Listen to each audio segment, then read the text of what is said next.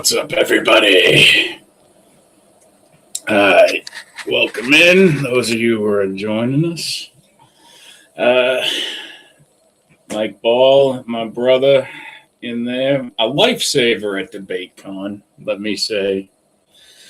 Mikey was a major lifesaver at DebateCon. Yes, bass guitar, welcome in. Yes, I am debating that CounterPoints, Connor, that one. Blackout, welcome in, brother. Good to see you. This is just me chilling after getting warmed up for a while, and we're just waiting here in the old war room for this to get started.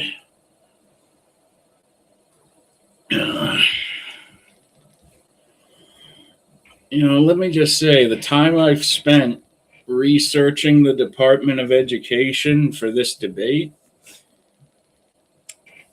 is way more time, I think, than the Department of Education has ever spent educating any one person in particular about itself. And I think at some point tonight that's going to show. Like, either people watching are going to realize, like, holy shit, I didn't know this was what was actually the whole issue. Or someone else is going to be showing off he wasn't too sure about what it does either. But we are going to be raring to go. See, this is funny to me because this is going to be interesting for me and funny. Because to the best of my knowledge, I don't believe Connor knows my name or who I am.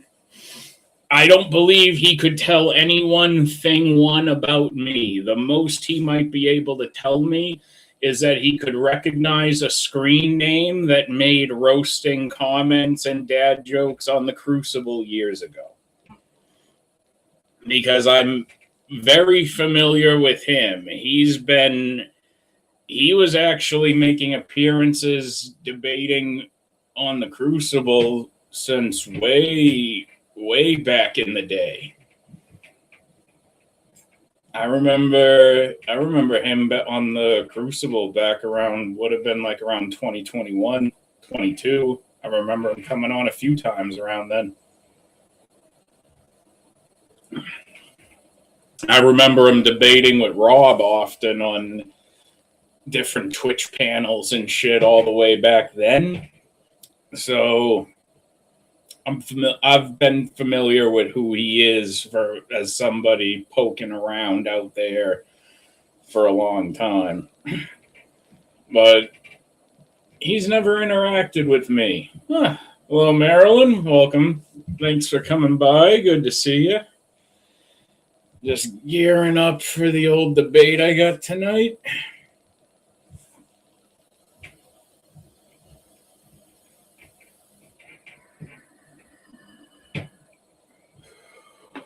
I picked myself up this lovely number because it just felt like a fucking Bloodsport shirt for this debate. And I also said to myself, I haven't gotten myself a new Berserk shirt in a little bit. And I need a new Bloodsport uniform shirt as well. So this was an essential purchase.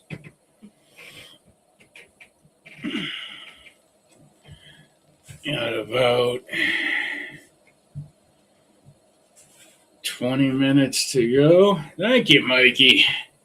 This was actually, I believe it was the very last one they had in the store, and it was a 2X. So, like, if that was not a signal to me that I should not sleep on picking this up, I don't know what else would have been. So I grabbed this right away.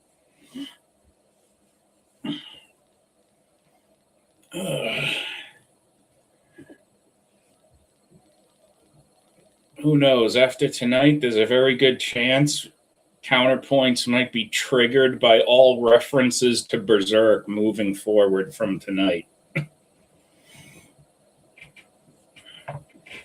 I'm going to try like hell to give him a good old-fashioned knockout for the common man out there, coming straight from this old nobody.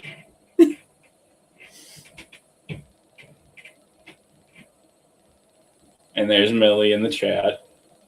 Hi. Hi, honey. Hi, y'all.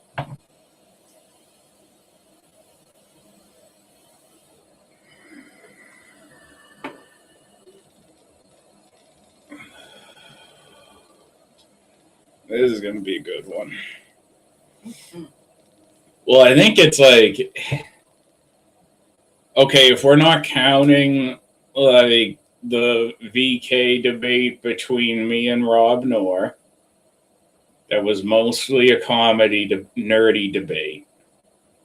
As far as like a serious debate, yeah, I think CounterPoints would be like the biggest this would be the like biggest name I've ever tangled with directly myself, to my knowledge. I mean, now granted, I mean, there's been some people like that I've encountered on VK before, like Chaotic Truth has come by VK, but so like there have been like some big name like panel hosts that have come on the same time as me, but they're usually on the show for like a cup of coffee and then they bounce off for the night. So True. It's like, it's not like I've ever gotten the chance to get into very big exchanges with some of them when it does happen. And even then, like I've crossed paths with plenty of bigger names that I agree with, so I don't get into a big engagement with them about anything. I mean, I could get into an engagement with Andrew about all his Star Wars talking points. I am still looking forward to that debate. That's going to happen one of these days. Especially when I've come up with, I'm telling you, the path of attack on that Sith subject is ironclad. It is ironclad. He's seen it. He knows it exists because I've seen him I've sent him pictures of a folder clearly and boldly labeled Wally's Top Secret Star Wars Debate Arguments. He's seen the folder. He has. He knows it exists. He knows the weapons are out there that can be wielded against him. He knows they're there. So, any claims he may ever put out there continuously that there's no takers on the Star Wars challenge and all this other kind of shit. Like, yeah, it's cope. The arguments on Star Wars exist.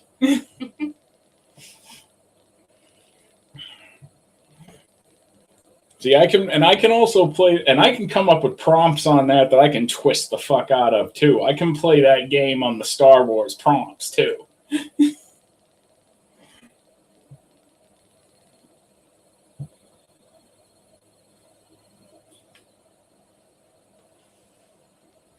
Because there are prompts that actually would undermine his prompts on Star Wars. Like, there are prompts that would actually illustrate, well, what's behind this prompt and these arguments in his prompt are actually indefensible.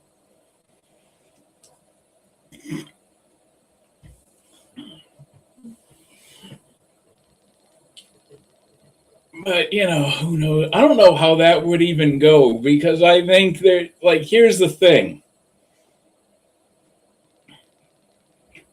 I don't know how possible arranging a long-form Star Wars debate would go, because not only would we have to like negotiate and go back and forth on the prompt. No, I don't, Marilyn. This my folder, my physical folder that says Wally's top secret Star Wars arguments does not need to be deleted. That is a folder of mass destruction.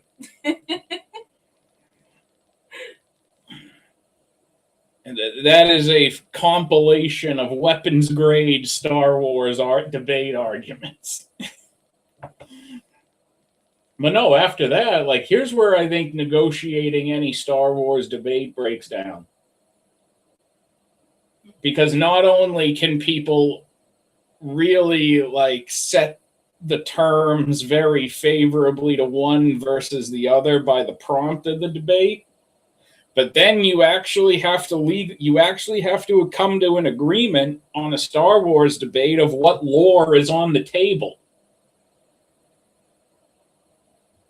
Like, are we dealing with full expanded universe, or are we dealing with the Disney lore only? Or, is the Old Republic lore on the table?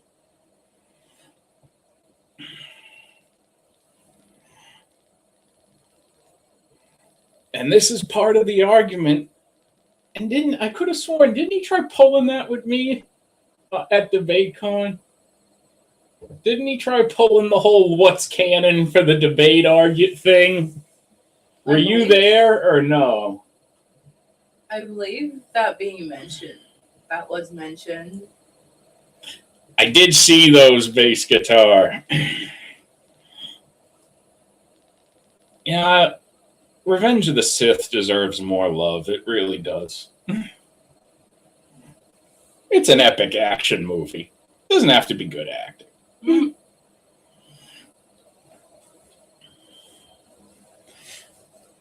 That's what that was always about. Huh. I did not know that. I did not know that.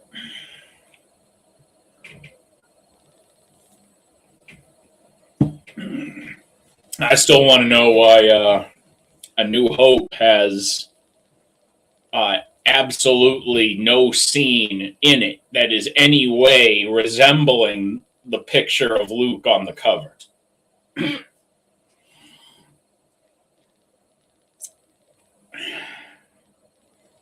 Marilyn, for some reason, you being a Trekkie both surprises me and doesn't at the same exact time.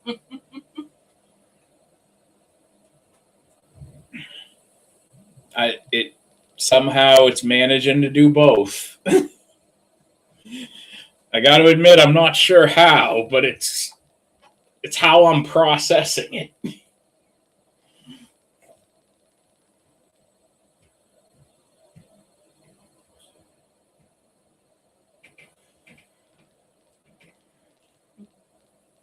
So now I'm going to think if there's got. Now I'm going to think it. I want to think if I don't know if there's anything people would really be like, wow, I can't believe Wally's into that. Or like he's a fan of that shit. I don't think there's anything that would surprise people. The most that's I think the most surprising thing is the fact that it's like when I tell people, it's like, yeah, like, oh, hello there, Naomi. Nice to see you. Thanks for swinging by. Yeah, I think the most surprising thing about me to people always used to be when they would find out the shit. Like, I used to go to all the Juggalo shows in the area for years. And, like, I still have ICP hoodies that I wear on occasion. Yeah, that would be surprising.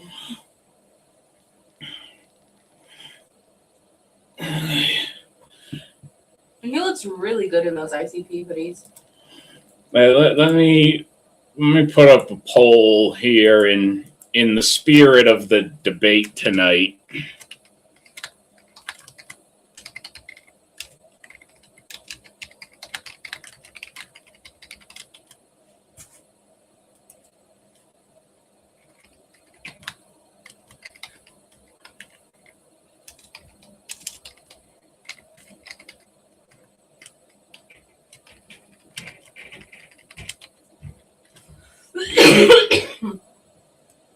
There we go.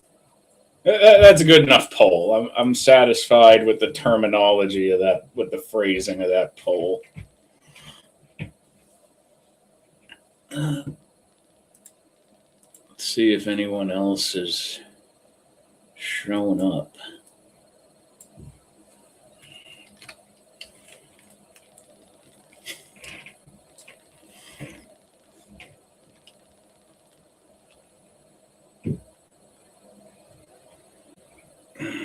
Do I want to add a nickname? Do I need a good nickname?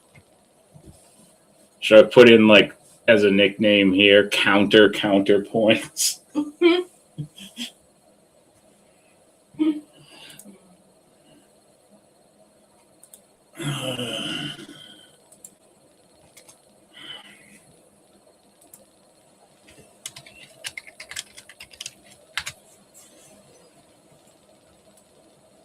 I'll go with that.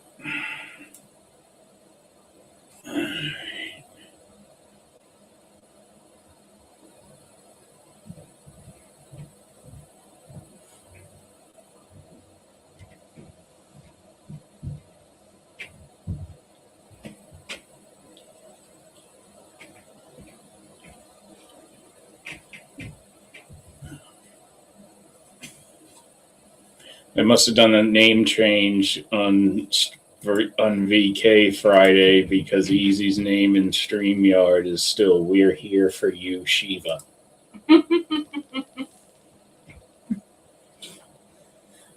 What happened to Shiva?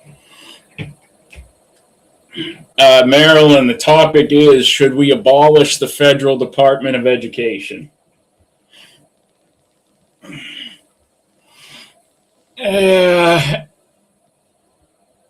Her departure, Naomi, was surprise.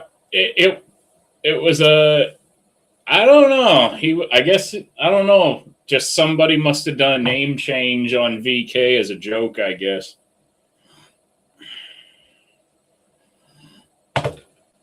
Yeah, but yeah, Naomi, her crash out was pretty epic. It just, for her own good, it was I guess it was all private and not on the internet.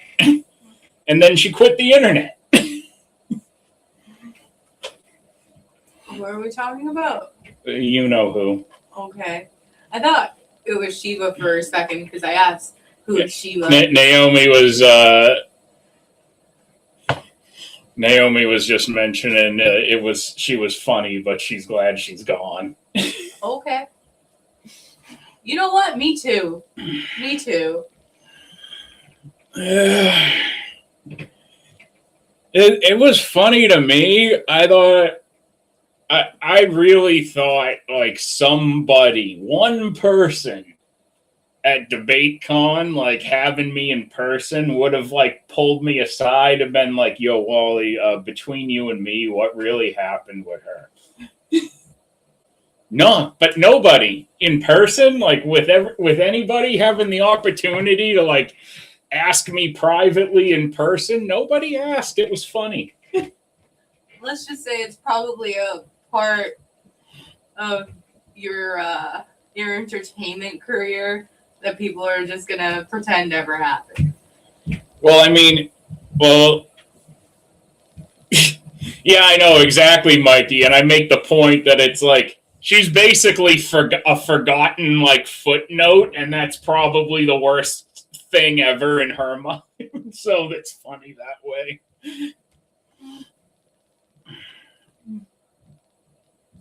Yeah, right, my brother.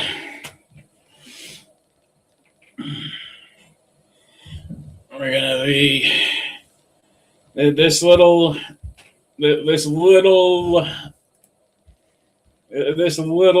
nobody from the debate sphere is gonna step up and take a swing at a big leaguer for the common man tonight. Go, Wally! Trust me, Naomi, by the end, I felt bad for me, too. It wasn't just you.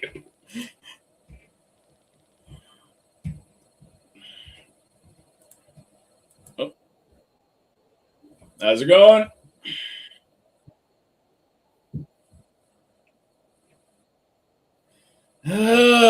been busy, man. Like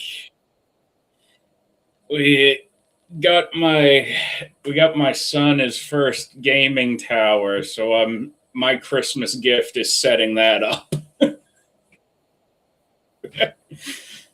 So that's been my project. Join our PC Master Race. It's going to be really funny. I just want to get him to play Warcraft once.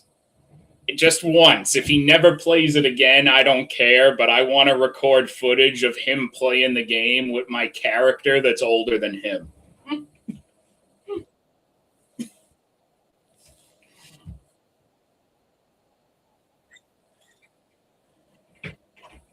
Oh yeah, and now he's at the age where it's like I think about it and it's like half of the time you want to laugh about it, the other half you're not sure if you should stop and have a moment about it instead.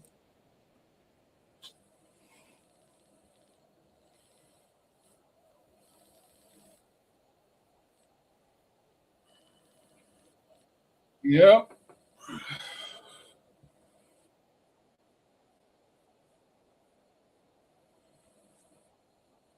Howdy. I can hear you.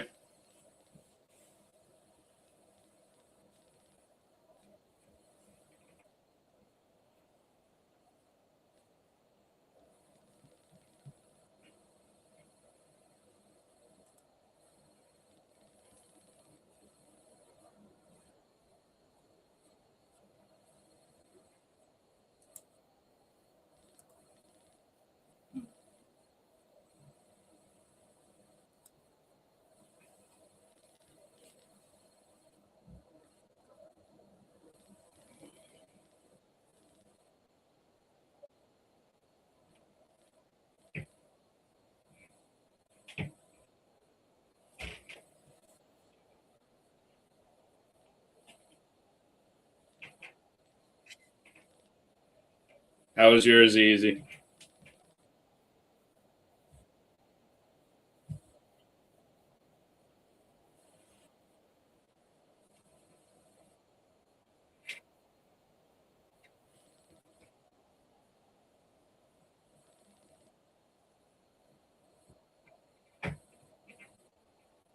I was basically on the clock all day just to make sure the inbox didn't explode with emails, and that was my heavy lifting for the day. Otherwise, I just sat back and took it easy. I got that Donkey Kong game for the Switch too that everybody was raving about. It's basically they could have just called it Big Monkey Go Punch the video game, and I would have played it.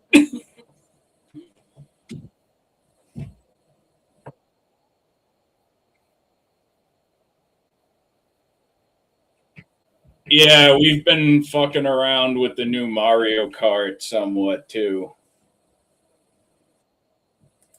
He kicks my ass on it every single time.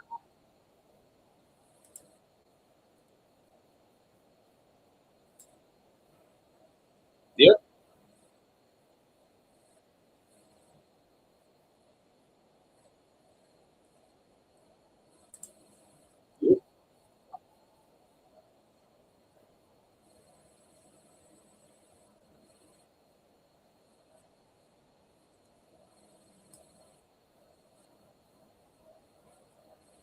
Ollie, you still got the 4 from your last debate. No. That I was against before. Remember, he wanted to abolish the electoral college. Oh, that's right. I You switched this switched it. myself. Okay, I did some okay. forethought there. Even better. All right. So yeah, Wally, you'll go first for opening statements. Then when we get into closings, you'll go first again. That'll give counterpoints the last word. I like to give one the first, one the last. All right. All right. And then yeah, I'm just gonna run my intro and the little disclaimer, and the intro song runs about 3 minutes in total, and then I'll introduce the show, introduce you guys, the prompt, and then we'll get right into opening statements. All right. All righty, and you're both good to go. Yep. All righty. Thank you both for being here, and good luck to you both. Let's get this rocking and rolling. Warning. The information shared in these conversations and videos are intended for general knowledge and entertainment purposes only. It should not be considered as legal advice or professional guidance. Get ready. Additionally, any documentation or references to specific content are solely for the purpose of discussion and understanding. It does not imply endorsement, promotion, or support of said content. The views expressed in these videos and/or conversation are those of the individuals involved and do not represent any official stance or opinion. The content you are about to experience may contain strong language, including explicit words and phrases. This language is used for artistic expression and may be integral to the storyline or character development. It is important to note that the use of such language does not endorse or promote offensive behavior. I Viewer figure I'll discretion put is the advised. YouTube Please ch- enjoy the their show responsibly. YouTube chat up Disclaimer. because I'm not Copyright on disclaimer under Section StreamYard, 107 of I'm the on Copyright Act 1976. Streamlabs. Allowances made for fair use for purposes such as criticism, comment, news reporting, teaching, scholarship, education, and research. The Canadian Copyright Act, Section 29, allows an individual to use copyright-protected materials when creating a new work, such as a mashup, and to post the new work online on a website like YouTube. Fair dealing provision for specific purposes like research, private study, education, parody, satire, criticism, review, and news reporting. Step up, step up. Yeah, we clash. We clash. We clash. We clash. Yeah. Step in the arena, mind locked and loaded. Truth on my blade, every line's exploded. You swing your words, I counter with precision. Battle of reason, this is my mission. Raise your fist, let them know. No. Raise your voice, let it blow. Woo. What's the old CM Punk there? No fear, no chain, no treason. We clash our swords for a reason. It's clobbering time! Cut through like no retreat. No fear, no chain, no treason. We clash our swords for a reason. Step back, I'm a scholar and a fighter. Every claim you throw, I strike tighter. Logic and power, I never fold. In the war of words, I'm solid gold. Raise your fist, let them know. Whoa. Raise your voice, let it blow. Woo. We clash our swords for a reason. Cut through like no retreating. No fear, no chain, no treason. We clash our swords for a reason. We clash our swords for a reason. Cut through like no retreating. No fear, no chain, no treason. We clash our swords for a reason.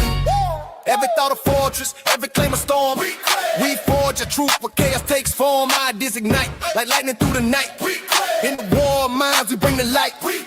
Step in, feel the heat.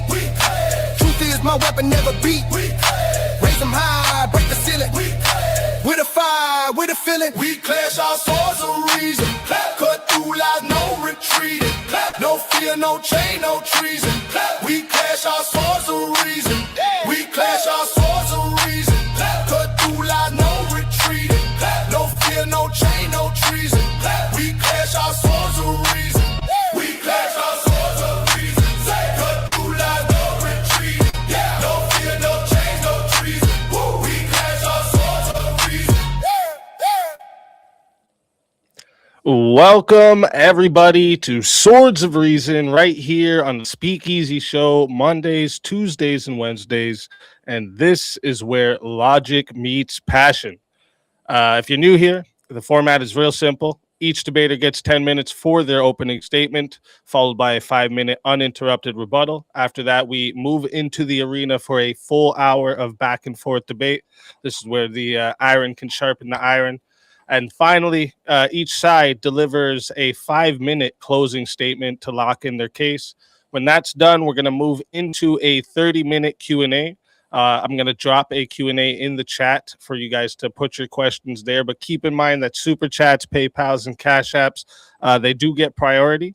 So if those fill up the entire 30 minutes, the free chat questions may not get answered. So if there's something you want guaranteed to be asked, make sure you send it through one of the priority options.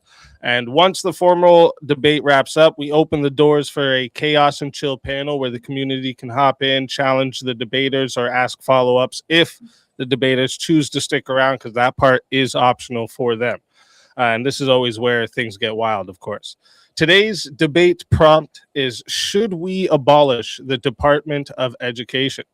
And on the affirmative tonight, we have Wicked Wally, a.k.a. the Axe Man, seasoned open panel debater known for elite dad jokes, heated political and cultural discussions, and the occasional gaming streams as well, with a channel right here on YouTube that you can find in the description. And for the negative, we have Connor, better known as CounterPoints. He runs 2 YouTube channels, CounterPoints 40K, covering Warhammer and sci-fi weapon breakdowns, and also CounterPoints Politics, where he engages in online political debate and works towards building a center coalition. Both channels can be found in the description. So tonight we're going to start with the affirmative. So Wicked Wally, whenever you're ready for your opening statement, I will start the timer up with your voice. And again, thank you both for being here tonight. All right, I'm ready. I have to start this debate with an important disclaimer. Take all of your complaints with the public education system in this country and take them up with your state governments, because the federal Department of Education has nothing to do with any of it. The department has nothing to do with issues like teacher salaries, curriculum standards and requirements, or the stranglehold teachers unions have on reforming the system. Those are all determined at the state level, so there is actually no effective apparatus by which we can solve those problems nationwide in one fell swoop. Everything parents and teachers cry they need more money for, well, the federal government wasn't giving you any towards that, most of that in the first place. That makes it important to consider even further that the department has never hired a teacher, staffed a school, improved core curriculum, or taught one child how to read and write. They haven't even had so much as the decency to share in the collective annual nightmare that all of us parents have of buying basic school supplies in the fall. So if CounterPoints is going to be saying we really need to have some super special federal oversight on education, well, as I just outlined, it already isn't really providing any at all. It's just another bloated waste we can thank Jimmy Carter for. One possible defense we might hear in advocating for the Department of Education is starving children. Student meal programs nationwide are handled through the Department of Agriculture, not the Department of Education. I want to get that out of the way before I give him any wiggle room to say my position is advocating for starving children. My position on this would be, as far as the Department of Agriculture goes, is that if kids have to be in a building only because the federal government requires it, then the least we can do is feed them. Incidentally, I got about $20 when I went on jury duty, just to give you a little bit of a better idea how much the federal government or the state government values anyone's time monetarily, really. But let's do something the Department of Education has never taught us to do, and that's do math. The department has an annual budget around $270 billion. Over $160 billion of that is just sent right back out in federal student aid loans. Yeah, $160 billion of this, never, one entire gigantic chunk of this alone never touches a single school in your state or town. It's mainly just spent on underwriting student debt with no upper limit, encouraging the cost of higher education to go up. We pump all this money into the system, the colleges raise their operation costs, and we keep giving loans out. Year over year, students are going to graduate with higher and higher amounts of debt, inhibiting young people from managing the cost of living effectively and inhibit young couples from starting families. The majority of the reason for the year-over-year rise in the cost of higher education, which rises at a faster rate than the cost of living, is the government's own fault. Every presidential candidate that has ever cried about the cost of college in an appeal for votes has continued to fund the Department of Education, which is perpetuating the problem. Let that sink in for a minute. We fund the very problem we seek to solve, which is the rising cost of college education. After that, what does the Department of Education do besides be a vending machine for debt? Well, it mainly handles civil rights and disability grievances for the public school system nationwide, and that's stuff that could just be handled by the states. We don't need a federal department to oversee that. We certainly don't need roughly 70 billion of that being funding it. And and the thing is like, not stopping that, having the states do it doesn't mean any laws go away. You get rid of the Department of Education, and guess what? You can still sue a school. You can still file grievances and file discrimination lawsuits. And the people this applies to are already in protected class groups that encourage them to file lawsuits and give them unique standing before the court when they do that anyway. So what money actually enters the school system of the Department of Education's annual budget?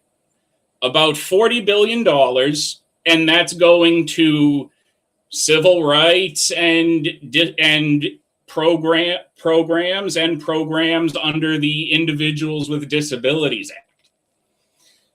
Now, I don't know how we need $40 billion from the federal government for all of that, and I don't see how many that's it doesn't seem to be helping anyone or improving education in any state. So really, if nothing, it would make more sense to just take this $40 billion and cut checks to every school district for the students in it. Now, okay, so at least if we do that, the money's being managed locally, which is how decisions have always been best made on education in the first place historically in this country. The further we've gotten away from local management of schools, the worse the ability of education the worse the quality of education has become. This isn't a new concept we're just recently arriving to either. Ross Perot was calling this out in 1992, and no one could disprove it then. Back in 2008, it was breaking news to many people when presidential candidate at the time, Ron Paul, pointed out there's nowhere in the Constitution that says the federal government has any authority to form a department like this that regulates anything pertaining to education. Now, CounterPoints is tangled with the likes of Andrew Wilson and Rob Knorr multiple times in long-form debates. I've seen his face around since way back in the old Crucible days myself. And I'll give him credit. We're talking some epic knockdown, drag-out encounters that are, to his shared credit, a main event anywhere in the world, by God, as we would say in wrestling. Now, I'm no fancy big league major debater. I'm a simple verbal pro wrestler. I am sure the inner machinations of his mind are an enigma under my intellectual capacity. For instance, I think contributing to inflation is bad. I think assisting young people in getting buried in debt is bad. I think a rising cost of college is bad, especially when the cost is so inflated it necessitates most people get buried in that debt in the first place. All of this contributes to a higher cost of living, which is also bad. All of this is bad for the greater society, and I think it's all even worse when you're funding it directly with money taken out of society's collective pockets. I look forward to CounterPoints through whatever adept mental gymnastic techniques he must have harnessed via mystical connections with the universe attained on a vision quest to Nepal, explaining exactly why all of those things must actually be good or must be a benefit. Otherwise, we should just be abolishing the damn department.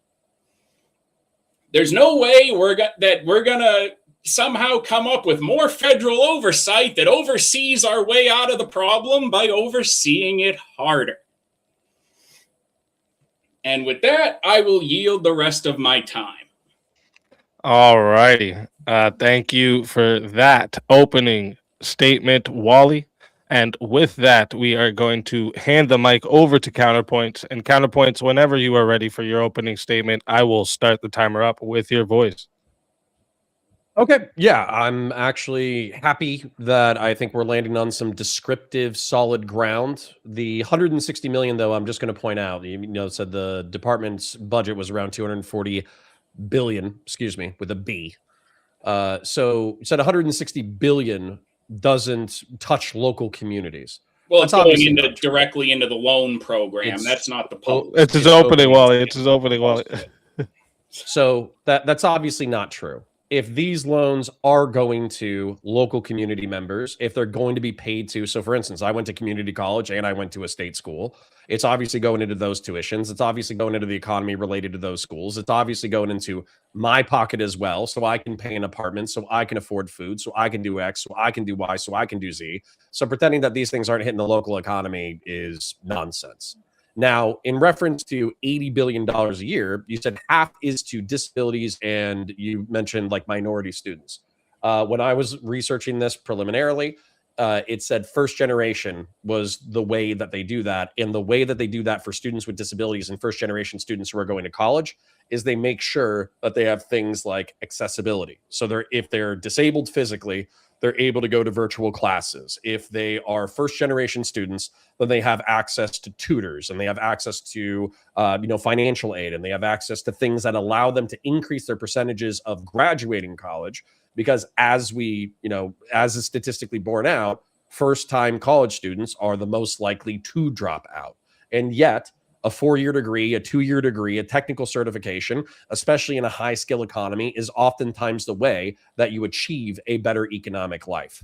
Now, another thing that it does, so we already talked about that's half of the $80 billion a year that is not related to student loans. Okay.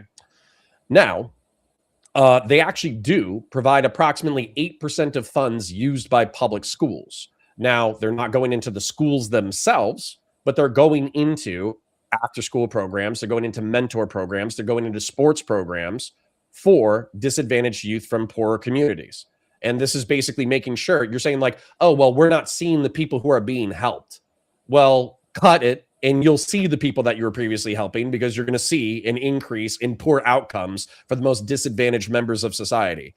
Bear in mind, $80 billion out of a $6 trillion budget is 1% of approximately, it's like 1.3% of the budget. So this is absolutely education is someplace that we should be investing billions upon billions of dollars.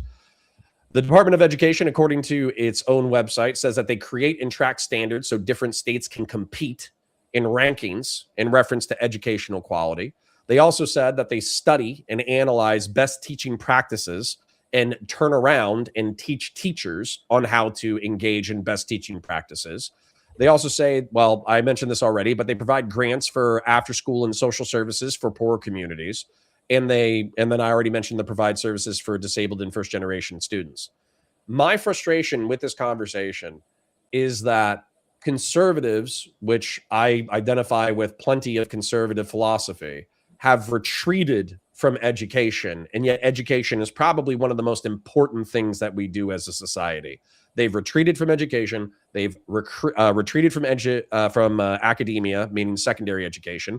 They've conceded this territory to liberals, leftists, progressives, and then they're upset when education has a liberal, left-wing, or progressive tinge to it.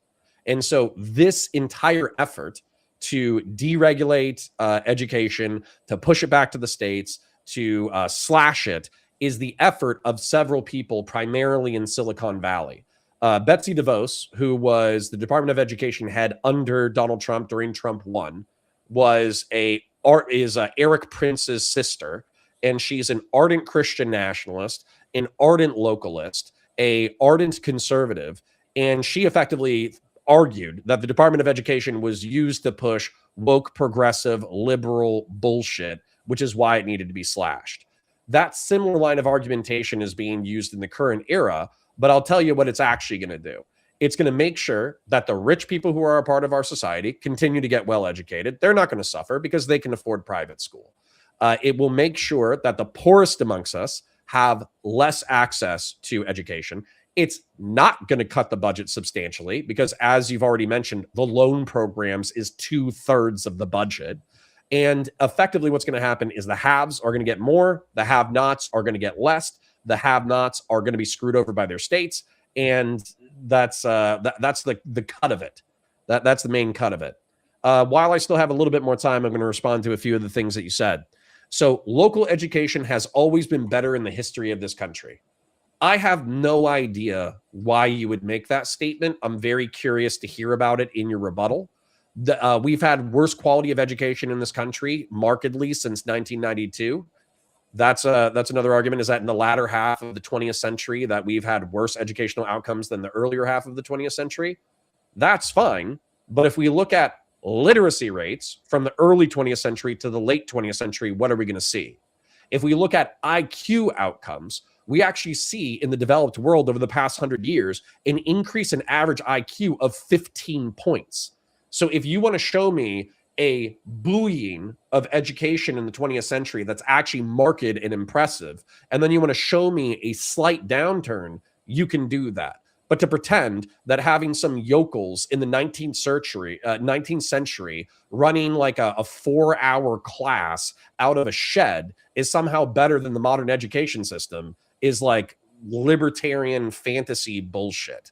Now, you did make an argument that I did find interesting, that there's no constitutional right in order to create an executive administration and then take over a segment of the American populace. But that applies to a whole bunch of shit besides DOE.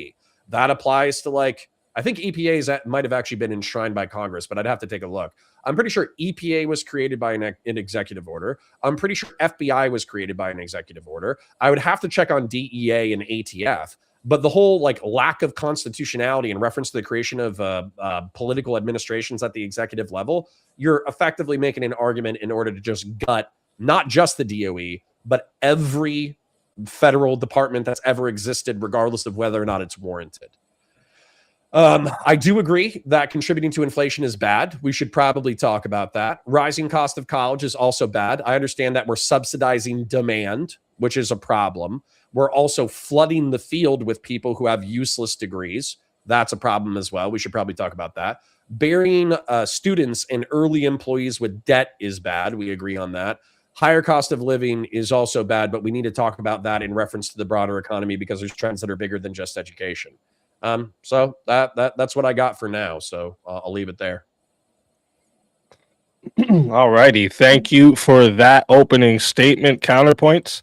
Now we're going to get into the 5-minute uninterrupted rebuttals.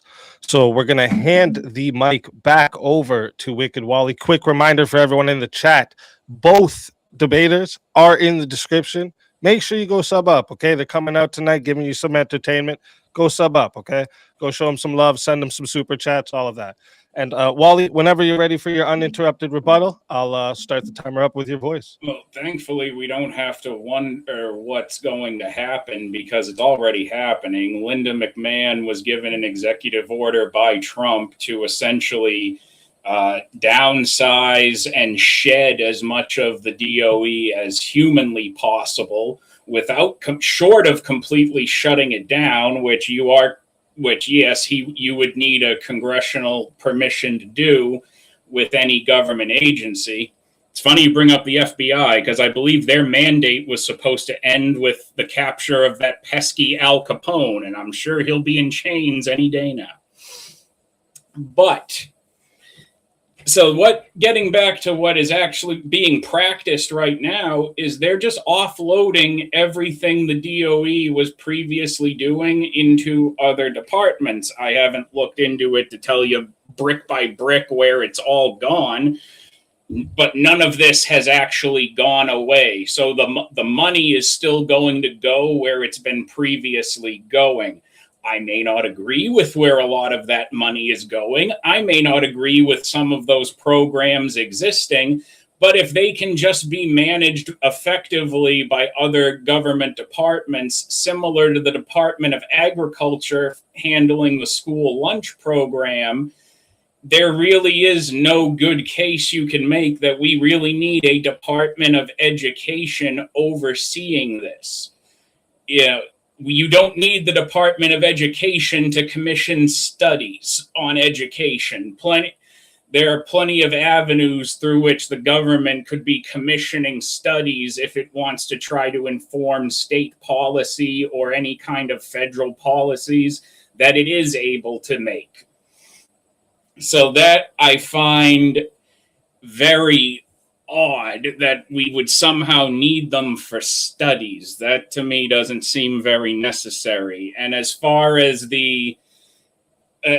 yes, all the accessibility accommodations and the civil rights issues that it handles, again, those can be handled at the state level. You don't need a federal body to be able to handle that. Of course, at the state level, you want people in those schools, you want people in those colleges and universities. They're going to do everything in their power to accommodate people, because at the collegiate level especially, every head is money to them. That's all it is. They are motivated to accommodate people's business on their own, minus any accessibility mandate. Some college will take your money if another one doesn't want to. There's more than enough out there. There's probably more colleges than you could find Walmarts in most states. It's something that is easily solvable within the system. Just the colleges would be doing that work because they want to take people's money. And with that, I'll yield the rest of my time for the rebuttal. All right. Thank you for that rebuttal, Wally. And with that, we're going to hand the mic back over to CounterPoints for your uninterrupted rebuttal. Whenever you're ready, CounterPoints, I will start the timer up with your voice. Yeah, so gutting the Department of Education and distributing it to other departments, I actually Googled the other departments. It's the State Department, which is responsible for foreign affairs. It's the Department of Agriculture, responsible for agriculture and nutrition. The Department of Labor, which is responsible for, industry. The Department of Indian Affairs, which obviously is going to handle the reservation system. And Health and Human Services. So those are the departments that are going to take over all these services. Now, if you were correct that all these services are going to be distributed amongst 5 or 6 different departments, and they were all going to take over the things that were actually necessary, and that's how we were going to handle things, I wouldn't care. I wouldn't care at all. But why are we doing that? Why are we doing that? Because you're saying that we don't need studies on education. Wait, so hold on. If we have 50 states, they're all competing in order to make the best education system available, and we can track and standardize who's performing the best. We can evaluate how they're performing the best. We can come up with best practices and distribute that to other states. Why would that not be information worth doing? Like I was, born in the state of Massachusetts. They care about education up there. I live in Florida, which used to be like bottom 5 as far as education goes, and they've rocketed up in the past few decades because they took education seriously. So why wouldn't we want iron to sharpen iron, and why wouldn't we want a federal agency that's capable of giving us the information in order to make iron sharpen iron? Then you also mentioned that we don't need national standards when it comes to like curriculum, or you were saying like curriculum is set at the state level. We can get into like the nuances of like textbook sales and curriculum and standardization and all that kind of stuff. But the whole point is that like the national level standards for what a student should be capable of as an American still sets a bar through which the curriculum is supposed to achieve results. And so it creates an incentive structure there. So like, what's the limit to what we should return to? So if in the early 20th century, it was common to teach creationism as a viable alternative to either evolution or intelligent design. Okay. So are we going to go back that far where we're saying that these are 3 ways in which you can perceive reality, and you should take all 3 of them equally seriously because of the religious beliefs of the people in the community? Should we also, as an example, that in the early 20th century, people taught different standards on what happened during the Civil War. And there were people who were calling the Civil War, the war of states' rights. And they were saying, things like, oh, well, actually, the federal government is not supposed to be in charge of the entirety of the United States. We were all sovereigns, and it was actually the Confederates' correct right to rebel. Now, of course, like when you get into the actual details of what they were rebelling for, it was chattel slavery. So are we just going to raise like an entire generation of people who think like, oh, it's states' rights, not chattel slavery? Like, how far back do you want to go? And yeah, I would say that's like the crux of my rebuttal. If we split it up between 6 agencies and nothing changed, I wouldn't give a shit. But just saying, oh, we don't need standards, national level standards. We don't need to study the way that we achieve these standards. We'll just figure it out and we'll let local communities do it. I have no idea why that would be better than the status quo. All right. Thank you for that rebuttal. Counterpoints. Great rebuttal from both sides. Before we get into the open hour of back and forth, if you're watching right now, make sure you hit the like button, subscribe to the channel, and subscribe to tonight's debaters. Their links are in the description. And over here, we host all kinds of debates on Swords of Reason, politics, culture, ethics, internet topics, video games, anything where reasoning and passion can collide. We do it. So if you're enjoying it, the format, make sure you stay locked in. We got a lot more coming up. Also, a reminder for the live chat. After the closing statements, we will be doing a 30-minute Q&A. I've already dropped the Q&A there for you guys to put your questions. But remember, Super Chats, PayPals, Cash Apps, these do get priority. And if they fill up the whole 30 minutes, the free chat questions may not get answered. So if you want something guaranteed to be answered or read, send it through one of the priority options. And finally, thank you to both the debaters for being here tonight and bringing your perspectives to the arena. And whenever you guys are ready for the open floor, I will start the timer up with whoever's voice wants to start. So for the record, Connor, I never said we don't need studies. I said I think we're capable of having studies commissioned on education without having a Department of Education to do it. It seems like if we remove the Department of Education, we're not going to see standards collapse, and we're certainly not going to see the whole education system collapse. It wasn't in danger of collapse in 1979 prior to Carter establishing it. The states were managing it prior to 1980 perfectly fine. The main reason he initially established the DOE was because you were coming out at the time still relatively recently out of the civil rights era, and the main function of the DOE and the reason it still does many of the programs that it does is because they were existing to essentially, at the time, provide an effective manner to make sure a bunch of states and or maybe counties in different states didn't try en masse to push back against all the desegregation. That was mainly the purpose they were founded, was to deal with that stuff directly. Now, over 40 years later, I don't think it's primarily needed for that function anymore, and that can be handled through state legal systems, and it doesn't change federal law if the DOE goes away. So hold on. So within 40 years, which is basically like 2 generations, so that's my parents' generation, my generation. Not only I'm actually really happy to hear this. So not only did we like solve racism to the point that like systems aren't disproportionately fucking people over, we've actually like, you know, made equal educational outcomes across racial groups. Like blacks are doing just as good as whites, Hispanics are doing just as good as whites, Asians are outperforming whites. Like everybody's Gucci. Like we're great. What right? was I specifically saying? I was specifically you were saying that we were coming out of the time of the civil rights era, and it was more needed back then than it's needed now. No, it was dealing with the fallout of the Civil Rights Act. I'm saying we don't need it for that function because if that's what it was primarily dealing with, well, 40 years later, I didn't say we've solved racism. I've said you don't really see your local teachers union organizing to try to bring back Jim Crow laws. I think we are past that issue. But you know what you do? You know what you do see though.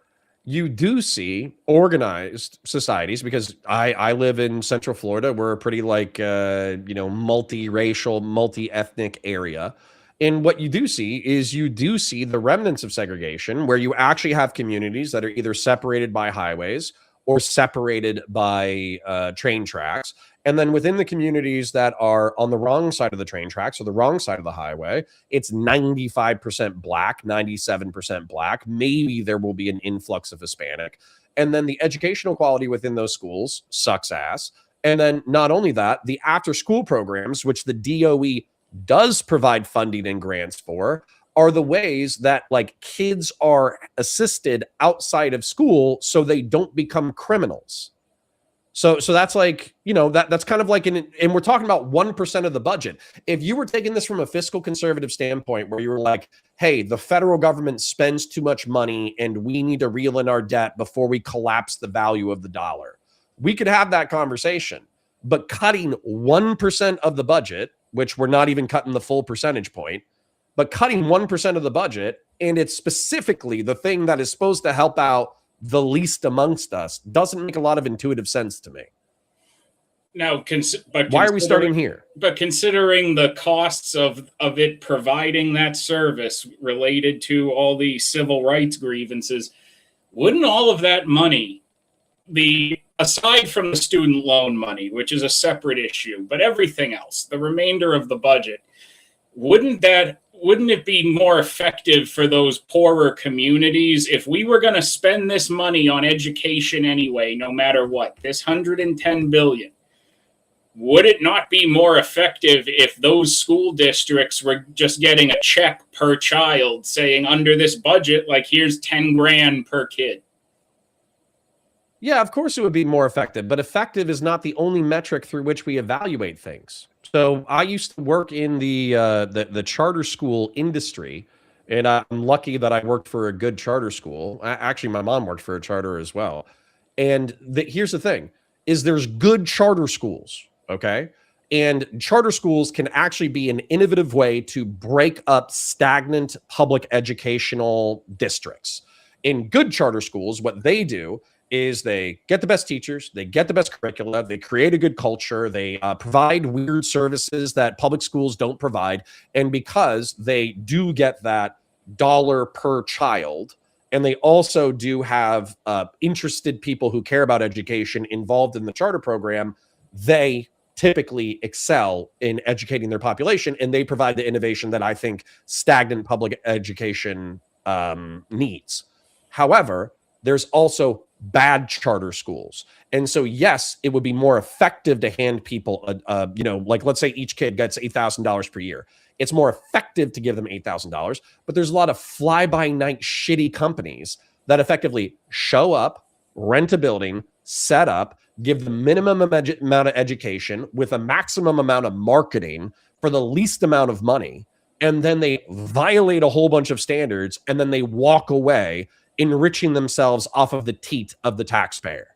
So yes, efficiency, you could dramatically increase it by just cutting straight checks. That doesn't mean that like waste, fraud, and grift won't go up.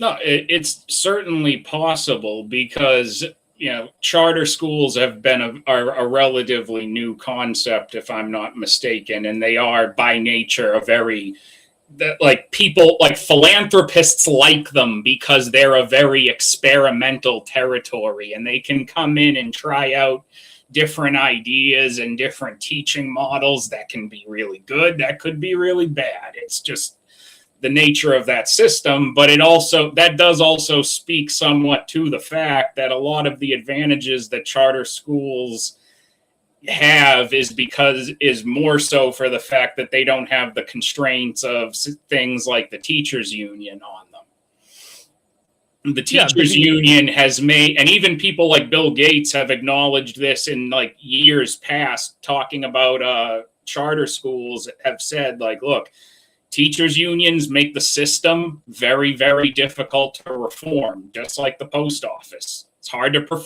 hard to reform the post office because the postal union's has a lot of pull. Yeah, but then this kind of comes into conflict with a previous statement that you made, though, which I'll just point out real quick, is that You do like increased standards of living. You do like the working class of America to have a decent standard of living, and you think they're currently being burdened with a whole bunch of unnecessary expenses and debt, and that their cost of living is not increasing. Well, the number one way that most working class people negotiate their salaries and benefits to be reasonable is through unions. And yes, stagnation comes through unions. Yes, unions often get bloated with like administrators and people who actually just sip coffee and go to meetings all day and don't do dick while collecting a six-figure salary. That absolutely happens. But the thing about it is, I don't think that that necessarily means that having a union that is negotiating living wages and decent conditions for teachers means that like privatizing all of this is somehow going to like increase the standard of living for the average teacher. I don't think there's like any indicative evidence. As a matter of fact, I'm pretty sure one of the stats that's cited is that like union workers on average make more than like 20%. They make 20% more than their private industry peers. And that could so be, so you're attacking it from an efficiency standpoint. But unions and that kind of corruption is a different, and all those issues are separate from.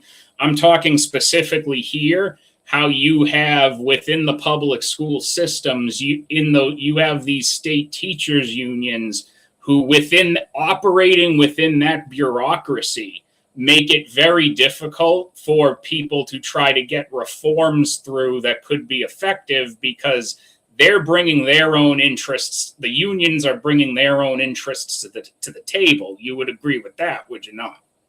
Yeah, of course. But then all you've said is that teachers have collectivized for benefits, salary, and administrative considerations. They're a pain in the ass when it comes to actually trying to do something new with the education system. When you're trying to actually reform a government bureaucratic system like the public school system, yeah, unions are a major obstacle to reforms within that system. Okay, so I went to public education. I also went to private education. I understand the value of both. As far as I understand it, which this is actually kind of like a modern miracle, what we do with our children is they hit, 4 or 5, maybe you get them into pre-K, whatever. Then they go to school until they're 18, which effectively gets them out of the house for 6-7 hours a day, which allows the parents to work. So typically both parents can be economically productive because the kids are gone for an extended period of time, particularly if you have an extracurricular. So you're enhancing the economic productivity of the adults. They're getting an education. They're socializing. They're being prepared to show up on time, relatively sober, doing work they don't want to do, and then turning that work in and being evaluated on the work they don't want to do. And that is effectively how we prepare our youth to participate in the American economy. So if that's what we're doing, which I think that's an accurate description from my experience with the school system, what's the problem? There's plenty of dumb people, but dumb people are also economically productive. So what is your beef with the current public education system? My beef with the current public education system is probably, like I said, this is a little bit of an odd back and forth because some of the issues have nothing to do with the Department of Education itself. We can frame it within the DOE conversation, but I'm trying to ask you, like, what are your problems with the education system, and why is abolishing the DOE going to make those things better? Abolishing the DOE, if anything, it just would number one, it gets rid of something that we've already shown. You can just have other relevant departments have a hand in some of it, and you don't have to pay for an additional bureaucratic mechanism that you don't otherwise need. As far as what it does with education that I would want to change, the biggest thing I would want to change is that I think there does need to be a severe overhaul to the student loan system, because as I've pointed out, and as I believe you clearly agreed, it does inflate the cost of education. The fact that these loans are always there, and issue more loans no matter how much the colleges raise their costs, and they raise them as high as they want because we've conditioned them to accept that they can. The cost of college will always be an issue because it'll keep rising more and more exponentially. Okay. I don't mind if we move into the student loan program or student loan problems, but I do want to say that I reject something that you said. Okay. So we've shown that other relevant departments can take over these things. I don't think we've shown that. I think that Donald Trump has said that. I think the Trump administration has said that. But just as an example, one of my frustrations with this mentality of let's hack everything and not give a shit because it doesn't affect us is PEPFAR and USAID. Okay. I'll try to be as brief as I can. PEPFAR and USAID were federal programs. PEPFAR has been running for 20 years. It was bipartisan. It was passed by George Bush, I think, in 2003. It provides retroviral medication for HIV. And effectively, it's credited with saving around 25 million lives over the past 20 or 30 years. That program has been cut to the point that it's effectively no longer in operation. Like there's a couple of countries that have picked up the slack, and as a result, they're operating. But seriously, 70 to 90% of it is just gone. And then also when it comes to USAID, I'm pretty sure it's a $30 billion cut to USAID, and all the remaining functions have been transferred over to the State Department. So the Trump administration has made a similar argument that USAID was a backdoor for the CIA doing gay ops overseas, and they were overthrowing governments, and we're more isolationist than that. We don't want to be participating in that anymore. And then in reference to PEPFAR, we don't just want to give people money without a return on investment. What's the return on investment for taking care of Africans with AIDS? Okay. That's actually unironically their argument. As a result of this slash and them just saying that the State Department can pick up the slack, it's projected that a few 100,000 people have already died through increased death from malaria, dengue, cholera, and AIDS. And then it's projected in the next 5 years that it's going to be 3 million. And the Lancet study says as high as 14 million people killed through preventable disease. Now, I'll try to wrap this in a nice little bow. Please, because I'm waiting to get. I want to see where we connect the Department of Education to millions of potentially dead people. Well, yeah, okay. Actually, I'll jump right there. Okay, when it comes to the DOE, physically disabled people not getting access to secondary education is not going to affect me. I'm able-bodied. People who are first-generation college students failing out of the system is not going to bother me. I'm third generation college educated. So it's not going to affect me. What it's going to do is it's going to fuck over the poorest, least amongst us working class people who are already struggling. So why is eliminating, because you already said half of the DOE budget of $80 billion goes to that. Why is that a good thing? So now that's just going to now be dispersed directly to the states, and the states are going to spend that, and that will be spent accordingly as it always has been previously. Is that what the Trump administration is saying, or is that what you're saying? That is what should be happening in any scenario. If that's what we're going to be doing, is handing that money down. This is what should happen. Just be dispersed to the states and continue the flow of it accordingly if we're not getting rid of the programs altogether. If we're talking about cash flow, then there's how you adjust your cash flow. But you're saying should versus what is, because as far as what I researched is that the Department of Education administrative staff has already been cut in half. So half of the people who are administering these programs are already gone within the past 10 months. And then the game plan is to eliminate the rest by transitioning them to these 5 different other departments. And they haven't even articulated how they're going to continue the functions that I think are noble, like making sure disabled people can get access to college, making sure that first-generation students don't flunk out of college, and then making sure that we actually have national standards that allow us to enhance. What's happening in state as far as those programs would still be getting managed in state just by the state.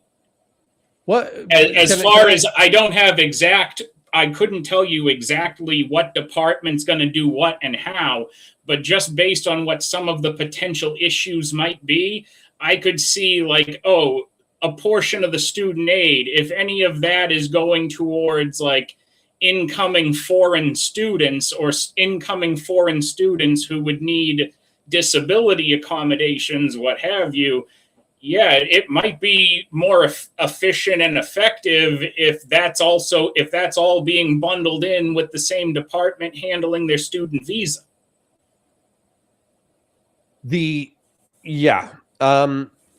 When I was a libertarian, I cared a lot about effectiveness. As I've kind of become more of a statist, efficiency no longer became the god that I worshipped. The thing that I just want to emphasize in reference to, using PEPFAR and USAID as a parallel is that the Trump administration is taking a fire axe to these federal administrations. They're promising that it's all going to come out in the wash, but then typically the people who are not going to be affected, they're not going to notice. And the people who will be affected are the least amongst us. So if you want to get into because I'll tell you, I live in Florida. Florida is one of the most like socially Darwinian states in the nation. If a disabled person says, hey, I'm having problems getting to classes, I almost guarantee you the state of Florida, their rebuttal is going to be take online classes, dipshit, good luck. That's going to be their answer. And then the same thing with first generation students. They're going to say, pull yourself up by your bootstraps. Nobody gets a free lunch, eat a dick, good luck. And that's going to be their solution to first generation students. So, I mean, if you're into that, that's fine. Again, we're probably increasing the efficiency of our educational system. But I think that the thing that you were kind of objecting to the most was the student loan system. And we should probably talk about that because we might agree on descriptive reality. We just might not agree on prescription. So do you want to kind of reiterate what you're saying in reference to student loans? Yes. So basically my issue with student loans is that as it exists right now and has, my entire lifetime and yours as well, I would imagine the way these programs have operated. So we are effectively the student loan program is subsidizing the consistent increase in the rise in higher education costs.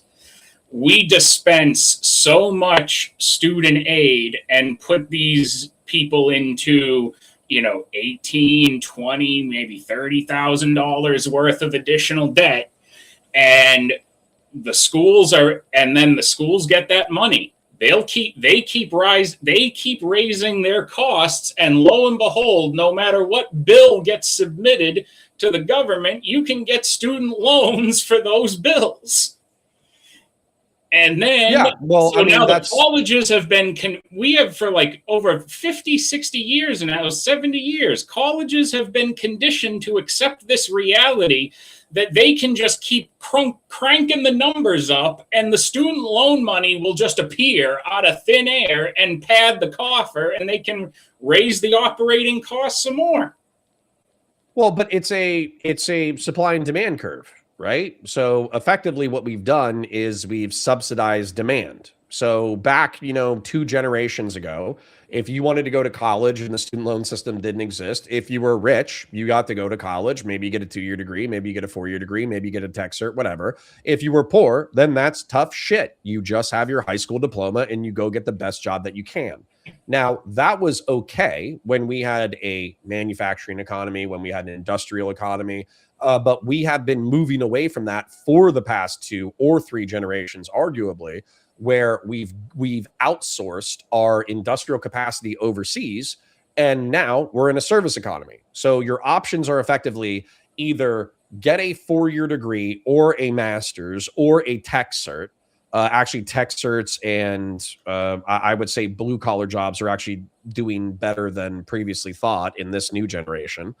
But effectively, your options are get a 4-year degree and get into the the middle class, or it's stay at the bottom level and you can either work as a cashier at a grocery store or I could come up with other examples, but basically you can work as a cashier or you can be a plumber, right?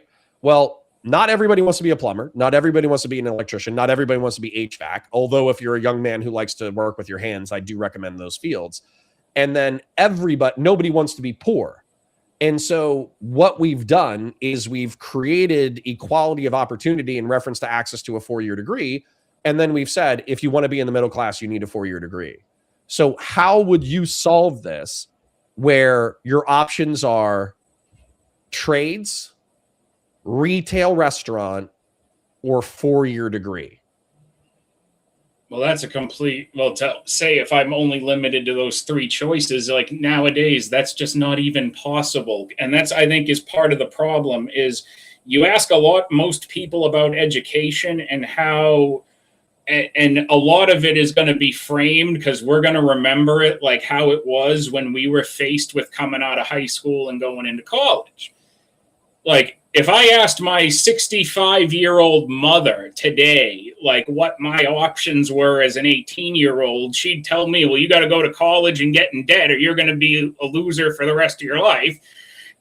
And she wouldn't know, like, okay, I can go sit online and I can do a bunch of online courses, get certifications in something, and then walk in and then apply for jobs with those certifications and get in the door.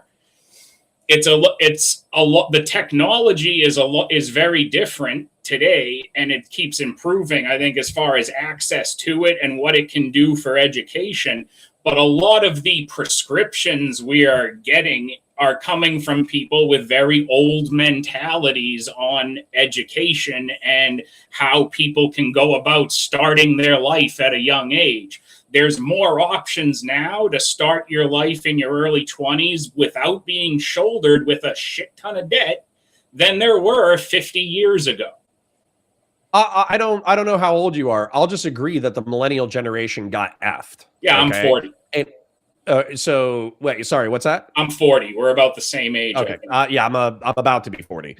So yeah, I'll agree that effectively what happened was we were given a boomer playbook for a world that no longer existed. Okay. The boomers, they were born at a certain time where you get done with high school, you get into college, you get a 4-year degree, you're guaranteed, pretty much a stable job with a decent income, maybe even some benefits. You work that job for, 10 to 30 years, you keep climbing the ladder, and then eventually you can retire. That's effectively like the playbook that I was told by my parents, and I'm assuming most millennial parents told their kids the same thing. What I would say, though, is that the rug has been pulled out under us, where a lot of the industrial manufacturing that was available during the boomer generation has been slowly leaving the country due to global economic liberalism, where effectively, like, we have outsourced all of our industry to foreign nations. The only thing that's left for Fortune 500 companies is where they finish the products in order to move them out to market, or the administration of these global supply chains. That's what's left here. And so if you want to get into that upper class, you have to be higher educated, but then your ability to use a 4-year degree to get into that upper class is more limited, more competitive. So exactly what you said is what I would be telling the next generation, which it's like, if you're good with your hands, do a trade. We looked down on that when we were millennials. Well, and but this is part of the problem. Truth is, I know plumbers who are making, 70, 80, 100K a year, and they're, in their 20s. That's amazing. Well, and this is part of the problem with the collegiate system as it's been existing, as far as with the student loans and the cost. If a college can just say, hey, this year it's going to cost 50 grand to go here, and the money just gets spit out to this already like low income background hypothetical student, and now they're 50K in debt. What's even worse is that the colleges don't really feel under the current system where they can just collect all this money because the government will spit it out. They don't feel any obligation to feel like these kids are getting their money's worth by going in, unless you're going to a really like top tier university. You're just a head worth 50 grand a year to them, as long as you keep going and you sign on the dotted lines. Yeah, but if our generation is realizing that we got told that a 4-year degree was a guaranteed way into the middle class. It was basically your golden ticket. And that's no longer true. And we're turning around and telling the next generation, hey, you need to be like a lot more mean, a lot more lean, a lot more thoughtful of where you put your time and energy, and putting yourself $20,000 or $80,000 in debt, even at a state school, in order to get a 4-year degree that doesn't guarantee you employment is not a good idea. How are we not going to see a dramatic drop in demand for these services and therefore a drop in price? Well, in Like, the I know same that way, you're saying the that it's focus part of the administrative problem blow. is that these colleges will promise you the world, and then I've known people who were sold this great bill of goods from different universities. One guy I know went to a place in Florida for game design, graduated, couldn't get a job anywhere he went because, well, you're not certified in any development engine. You're worthless. What was it? Full Sail? Yes. Okay. For those of you who don't know, Full Sail University has an incredible marketing program. It's where mainly they known try as to get- being the WWE University. Yeah. So what they do though is they do have talented people who work there, but effectively they're not accredited. So you don't leave with an accreditation within a specific field that makes you hireable. And so you basically already have to be talented within your creative industry, already have work to show said industry, and then you basically have to know the right people. So colleges and those colleges don't feel obligated to give these kids their money's worth, is what it sounds like. Sure. But if somebody said that I was going to go to Full Sail out of state, I would be like, oh, your parents got money to blow and you're about to get royally fucked. So, or either that or they just wanted to go to NXT for free every month. Well, right. And they're a dreamer, right? So, but that's the thing. So, all right. So it does sound like we kind of agree that at least we agree that the student loan system has subsidized demand, which has inflated cost, and people are getting shafted. We agree on that descriptively. But the problem that I have here, though, is that I still think that as a function of society, I've been in private industry, I've been in public industry, and it seems like the great equalizer is the foot in the door. And so if I look at a young, scrappy, entrepreneurial, industrious person who needs a 4-year degree in order to get into a certain industry, but they were born on the wrong side of the tracks, I don't want to say, hey, tough shit, good luck next time, right? They we may all need get a student loan, but they certainly don't need the Department of Education to get that loan. Why not? Because effectively the federal backing of the loans, because loans don't have collateral. Loans are guaranteed by the federal government. That's the only reason why these loans are issued. Yeah, and they're not going away. Like they haven't said the student loan program itself is going away or it's going to be funded less. If But you're someone who cares about the cost of versus university, yeah, that's part of the problem. It just means the manpower distributing it is going to be done by another department and not by DOE staff, and we can eliminate redundant employees at that point. Right, but I thought you were saying that your beef with the student loan system was the fact that we're subsidizing demand, which yes, it is. The student loan system itself, separate from the Department of Education, that's another thing I would say that needs to be completely overhauled, if not just completely eliminated, and the colleges would have to then be forced to bring their costs down. There's no painless way out of the loan problem at this point. Okay, That's something else we dug ourselves into. There really is no painless way out. But this is what I'm trying to point out, okay? So my generation gets saddled with debt, and we have degrees that realistically we didn't need in order to work. And as a result, we have an extra $20,000 to $100,000 worth of debt that we're going to be working off. Now, if you actually look at incomes by educational level, it seems like bachelor's degrees do ultimately pay for themselves and then some. But it takes a while. Like it takes like a decade or two.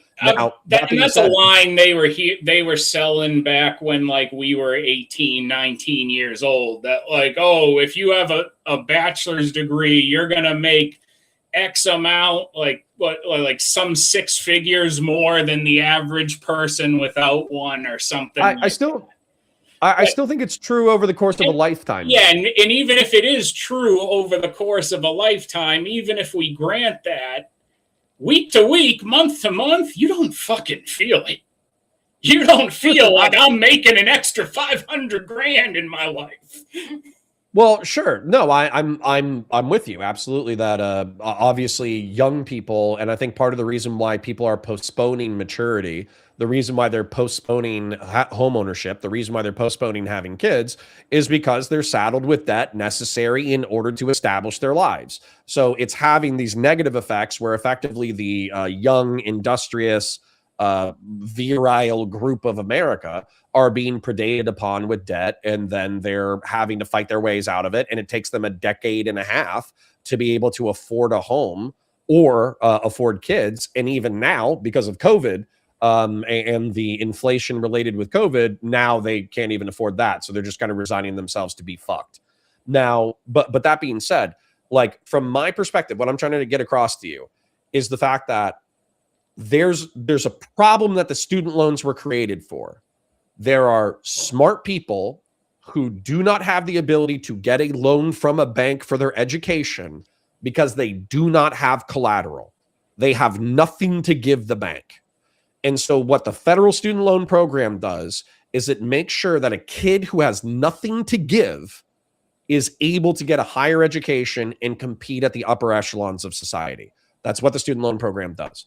Now, what you're saying is so many people have taken advantage of this system that it's increased costs astronomically, and the amount of people who are receiving what they were promised from this opportunity has decreased to the point that a lot of people feel fucked.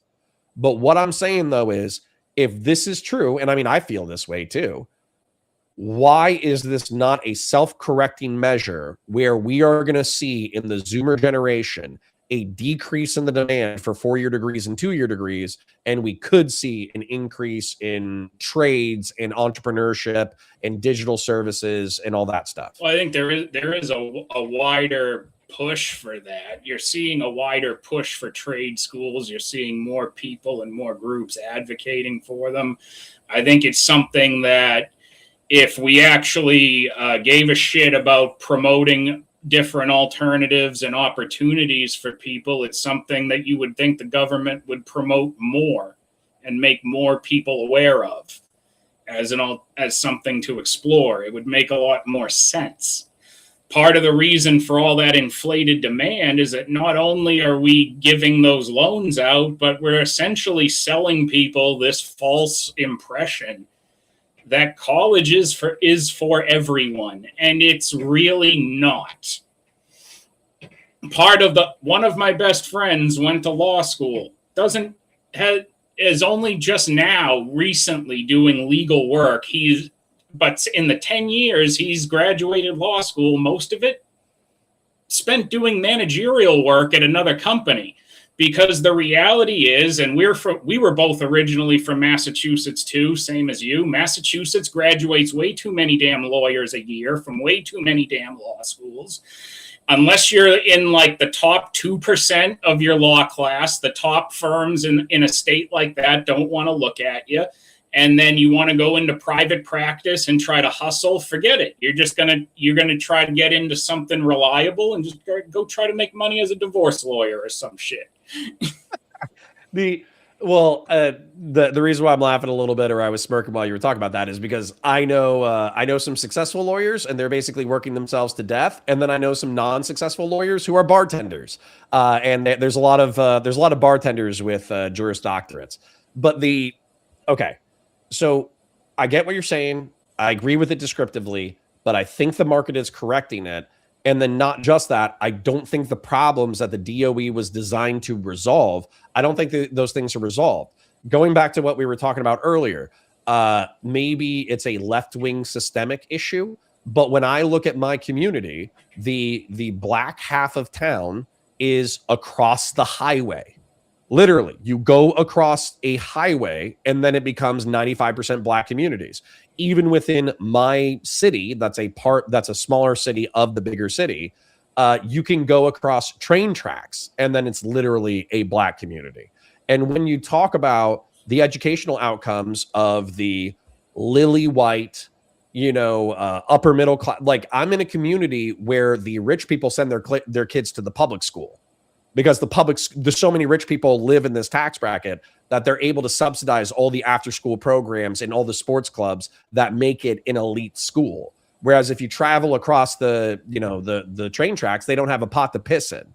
And that's like the difference, in my opinion, is kids who go to the high school that I went to when I was growing up with, and my kids who will go to the same high school, when they're done with school, they're going to go play soccer. They're going to go play basketball. They're going to go do crew or rowing or lacrosse or something like that. The kids in the neighborhood where they don't have a pot to piss in, they're going to walk across the street. They're going to get stoned with their friends. They're going to get into fights, and some of them are going to get killed. And like, I hate to be so transparent about that, but it's just true that after school programs in poor communities save lives. And so when you're talking about like slashing the DOE and half of their money goes to programs like that, I'm not seeing, I saved, I could probably do the math on how much money each individual taxpayer saved. We probably saved, PEPFAR was like $36 a year, 36 times, let's just say 10. So each taxpayer might, if we totally gutted the program, we might have saved like $200 a year in taxes, $300 a year in taxes, but it's also a lot of dead kids or poor kids with fucked up lives. Well, in this case, the way you're describing the communities around you, it doesn't sound like you're not mentioning that they're making any kind of marked improvements over the years that you've seen. So it sounds more like this is something that has been an existent problem with these schools and has been an existing problem for a long time. And it's something that under the Department of Education, nothing they're doing or nothing they're giving out is improving the problem year over year by any noticeable metric that you've expressed. So at this point, at that point, what are they supposed to do with that? Well, yeah, and this is where I don't agree. So that sounds like those are issues that should be handled locally, and means that it might be something where the reality is you've got to get enough people have to give a shit to get the attention of the school board or petition people higher up in the chain in the state. Like some of these problems on the local level, you got to solve them by becoming a dedicated pain in the ass to the system. Yeah, that's how some shit gets done. This is like a generational thing. That's not going to happen. Yeah, so it sounds like there's apathy there would also be a problem. Well, but this is what I want to point out. So I mentioned that I worked for a charter school, luckily a good charter school, not a fly-by-night one. And then my mom worked for a magnet school, which Florida has magnets, which I love. I don't think it was a charter, but it could have been. I don't know. But the whole point is that like it was a public funded school, the one that my mom worked at. It was in the rough side of town, but they had uniforms, they had strict discipline codes, they had academic requirements in order to stay in the school. They had teachers who were recruited specifically in order to go to this better school, all that kind of stuff. And what happened is, this is where I get frustrated with conservatives and libertarians who just want to slash the public education system and then walk away, is there are families that exist now because of the work that was done at that school, because people cared, people stayed after school, people tutored, people mentored, and they were given the grant dollars to do so. And so there are kids who were raised in rough neighborhoods, rough situations. They had the right mentors at the right time. They put off having kids. They pursued academics. They pursued high-paying jobs. And then some of those kids fell off and some of those kids succeeded. And so it's spit in the ocean. It's really small. And if you look at the amount of kids saved, it might be a handful, right? But those handfuls of kids who have broken like the generational cycle of poverty and violence and criminality, they contribute to new families that have broken the cycle of criminality, violence, and poverty. And so that's where, for me, it's like, I understand the resentment. I understand the inefficiency. I understand the hatred. It's like, why can't these communities just fix themselves? But if you give them a ladder out, oftentimes people will start climbing that ladder. But if you can do that with one charter school, other charter schools can do that as well. Other charter schools can be just as capable. Like, we would agree that some charter schools can be very poorly run, and that's a risk you take, that you're going to have some misses along with the schools that are hits. But within those systems, you can come up with different models of how the schools run, how the administrations run, how the curriculum is done, and you can study those models. You don't need a federal Department of Education for people to do that.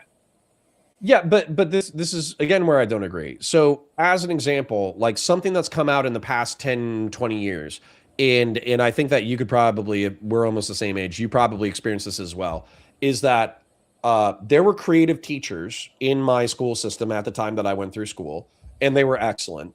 And then there were teachers who taught just the curriculum, just the textbook in the most dry way possible. And one of the things that has come out in the education field within the past 10, 20 years is that one of the least effective ways to get somebody to retain something is through the lecture format. Okay. The lecture format where somebody just stands there and regurgitates information at you for an hour is one of the least effective ways to communicate information. If you want to communicate information effectively, you have to have like visual media, interspersed interaction with said media, like probing questions in order to make sure people are engaged, and you need to encourage note-taking. Now, that seems obvious to us now because we've probably been through the meat grinder that was the education system, but that's the kind of standard that needed to be researched, promoted as the most effective, and then enforced. And so if we don't have that enforcement, then what I'm afraid of is that it's going to be a race to the bottom where our education system is basically going to be like, well, yeah, fuck it. Nobody's around it in order to look over our shoulder anymore, so we'll just do whatever works. But when you're putting it in these kinds of terms, you're making it sound like, were it not for the existence of the Department of Education coming into be 45 years ago, education would have suddenly plummeted, gotten worse, and we would be in a black hole we can't get our way out of at this point, when that really would have never been the case. Like, you don't need the Department of Education to get people to want to make education better and to find more effective teaching models and more effective curriculum structure and ways to operate the facility. States want to do that all the time. Officials at the local levels want to do that all the time. People are going to continue to do research and develop models and test them out. They're going to do them without a federal government, because even within one state, there's an incentive there to keep doing it and make it better for just the people within that state. But then the concern comes from how far liberty, freedom is scary. So how much freedom are we going to give the states? And what I mean by that is, I just Googled this. Texas, Louisiana, and Arkansas have all passed 10 Commandment laws in their state where they effectively say, fuck the separation of church and state. That's cringe bullshit. We're a Christian nation. We're putting the 10 Commandments up in the classroom. So principally, I don't really care. Like, the 10 Commandments are good rules. It's not, it's no skin off of my ass. Yeah, and principally, I don't care either, because anyone who does have a beef can still try to challenge the lawsuit if they feel that's unconstitutional. People aren't going to lose the ability to do that. Well, the other thing that I'm worried about then is they're going to say, oh, okay, well, you can put up religious stuff, so we're going to have to put up all religious stuff, and then we're going to have Hindu, Buddhist, Jewish, and satanic, messaging in all of the schools, and then the schools just become a proxy for religious warfare. But ignoring all that stuff, the question that I asked earlier, which I do kind of want an answer on, in the early 20th century, when we did not have codified federal level standards, we did teach some crazy shit. And some of that crazy shit was in reference to evolution, And some of that crazy shit was in reference to the Civil War of the United States in 1863 or 5, right? So I guess my question is, let's say that Alabama comes back and they're like, actually, it is the war of states' rights. It is, we are a sovereign state that is capable of breaking away from the Union, and we don't have the power to do so.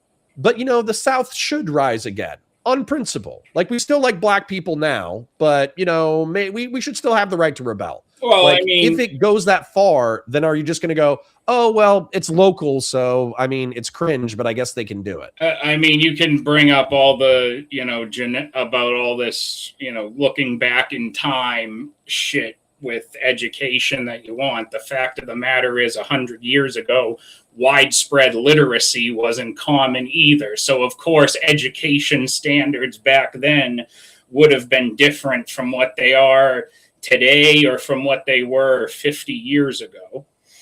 So that really means a whole lot of nothing. The fact that different states have had different passages on the Civil War I don't really see any big issue there, because all you're illustrating is that based off of geographical location, people can have very different recollections and perspectives on the history their land went through. And in fact, I think the people in Bosnia and Serbia would agree with you.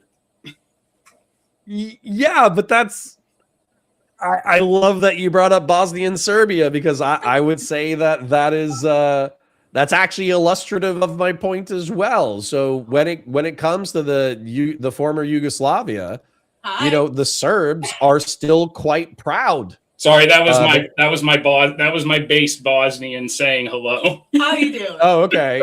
Is she a wait? Is she or he? She, my fiance. Okay. Sorry. Is she Bosniak Muslim? Is she Croat? What is she? Well, everything? Her family's part Bosniak Muslim, part Serbian Orthodox. And Catholic. Oh, you're just And a mess part then, aren't you? Yeah. All right. Well, nice to meet you. Pleasure to meet you. Me too.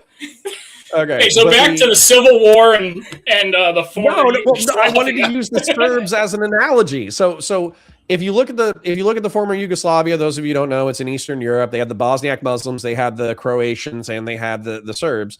And so effectively the argument, at least from a Western perspective, is that the Serbs wanted to hold on to power. The Croats wanted to break away. When the Croats broke away, they started fighting. And then the Bosniaks just got massacred because they were nowhere near as like militarily competent as either the Croats or the Serbs. That's effectively the outside argument.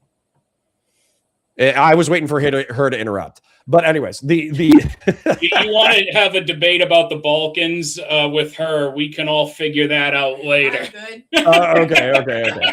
But actually, I was supposed to have a debate about NATO, but that person's in rehab, so maybe we can take this up on that. Yeah, let's do NATO sometime in the next couple of weeks. So easy. Analogizing that to the 19th century United States, though. My problem is that there was a concerted sanitization effort in the late 19th, early 20th century to eliminate the stain of slavery from the narrative of the Civil War and talk more about state sovereignty and how it was violated by the federal government, and therefore it was the Union who started the war.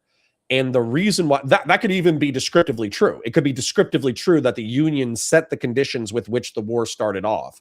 However, I think what's undeniable historically is if you look at the letters and documents of the Confederates themselves at the time, their political alarm was the fact that Western states were going to be prohibited from having chattel slavery. As a result, they would eventually be voted into having to abolish slavery. And then they were also basically off of the understanding of sovereignty. They thought that they could just abdicate from the Union at any point, which I think legalistically they could. But that sanitization. Different groups have different perspectives and different agendas in those conflicts. So of course, like the history but they're not equally factually true. But they're going to get it. But they're going to be given a version that's informed by a lot of those different local perspectives from where they are from. Right, but what would Like, you I mean, if like, what if I have there to was assume like, you're libertarian at this point. I have to assume you're like what if libertarian. the union support said we're going to abolish slavery and liquor? Well, the Southern Booze Hound League may not care about slavery, but they care a lot about drinking. So they're probably going to go take up against the union for their own reasons. Okay, but I think we could probably statistically analyze that with contemporary historical evidence. And then I would also say in the 20th century, if we move it over to Germany, this would be like in 1950 being like, that was like a lot of hullabaloo. We'll just let the Germans write their own history about World War II. And by the way, well, it is we let the Japanese do this. The Japanese did do this. And they have a whole problem with Asia as a result of the Japanese pretending that what they did in World War II didn't happen. They got beefs with the Koreans. They got beefs with the Chinese. They got beefs with everybody because they won't acknowledge what happened in World War II. So my whole point here is that this like libertarian perspective on have nothing to do with how the DOE spends its money. Sorry, what's that? I said I agree. There are a lot of conflicting visions of World War II that have nothing to do with how the DOE spends its money. But okay, but it is funny that you bring up Germany, though, because we do have Germany to thank for the kindergarten system being imported over here, and then we started taking kids out of the home sooner, so we could. And at that point, if there was something around that time in the 50s that started what was eventually like eroding some of the importance of the nuclear family and was somewhat, I think, even causing a decline in education, was that we started expanding it beyond the standard system. We said we got to get kids out of the home as soon as possible, and we got to start giving them the government education as soon as possible. Well, but that's my thing is government education to what historical perspective, what level of mathematics, what level of language arts competency, what level of literacy. Because for me, I do think that the state, just like any institution, is incredibly flawed and obviously can hurt people and fuck shit up. That's indisputable. But I also think that it can routinely be a tool for good. And so if you're saying like, oh, well, we're getting these kids out of the house earlier, and this is part of what's contributing to the downgrade of the American family, I agree with you. That's actually we've probably gone too far on worrying ourselves about economic efficiency to the point that my counter argument exists, which is effectively that, well, the sooner you get the kids out of the house, the sooner parents can be economically productive. But that good is still but it's true. Clearly shown that some, let's round off for the sake of time and say 70 plus some years that we've had kindergarten added, and then we added pre-kindergarten, and it's just government provided daycare to get both parents in the workforce and not just get the kids out of the house, but get mom out of the house too, because mom can now spend less time with her kids and more time working. And we have 75 something years of showing that hasn't made the education system any better. If anything, it was going up and it started getting worse. And I know we're running out of time, but I do kind of want to, I could Google the stats real quick, but we only got a few minutes left. I could agree that probably since 1970, for a whole host of factors, there's probably been a slight downturn in like educational achievement, educational quality, competency when it comes to like language, or competency when it comes to mathematics. I also know when it comes to some of these things, we're actually behind European and Asian competitors. Like we're actually, not the smartest country on the planet. However, I do think that our secondary education system is amazing. And I also think that if we compared it to like the late 19th, early 20th century, then we're probably light years ahead of where we were, right? Like, I mean, I could probably just Google what literacy was in the early 20th century. And even my parents, who are accountants, who have been working in the middle class almost the entirety of their lives, they didn't have to take calculus or algebra or any of those high-level math courses in high school, whereas every single gifted AP and IB student I knew was taking advanced mathematics in high school in order to prep for advanced mathematics in college. So, I mean, I think the game's changed completely. Oh, I wouldn't be surprised that depending on like course level or however they divvied up people's academic levels when your parents were in college, that the math requirements were pretty different. And I think even in a lot of that case, it would be like, well, they're just not, they'd prefer to just have some people skip some people by them than fail them. And that's a bad mentality to have in the education system if you care about the outcome at all. Right. And that, well, I still think we're probably light years ahead of where we were 100 years ago. So I just don't want to use that like this is why I think academic achievement to doom or pill about the entire thing. And this is why they need to further reevaluate what's going on with college, because college would be great if all people needed it for was some high level training. Like you want to go on to become a doctor, a lawyer, an engineer, something like that. But for a lot of people to spend 4 years before that in a beer commercial, just piling up debt that does yourself and your people, future generations of your family, no favors at all. For most people right now, college is an extension of high school for at least a good part of it. And if we want to actually justify any of that student loan money at all, it needs to not be that. It actually needs to be something that gives people more preparation for like high level things, and not, I'm going to take some philosophy courses and find myself for 4 years and maybe become an art major. Okay, you know who I blame for that though? I blame American Pie. Okay, I blame gross out college comedies from the late 90s and early thousands. I blame God, what was that? What was that movie with Jim Belushi? God, Animal what was that House. movie with like what was it? Animal House, you heathen. Animal House, dude. I blame Animal House. I blame American Pie. I blame Road Trip. I blame, Grind. I blame all of the gross out stoner alcohol college party movies from the late 90s, early thousands for making me think that's what college was going to be. All right. So that is an hour of an open floor there. Just keeping in mind that we do have the 30-minute Q&A, just because it sounded like there may be some iron left to sharpen. Do you both want another 30 minutes of open floor?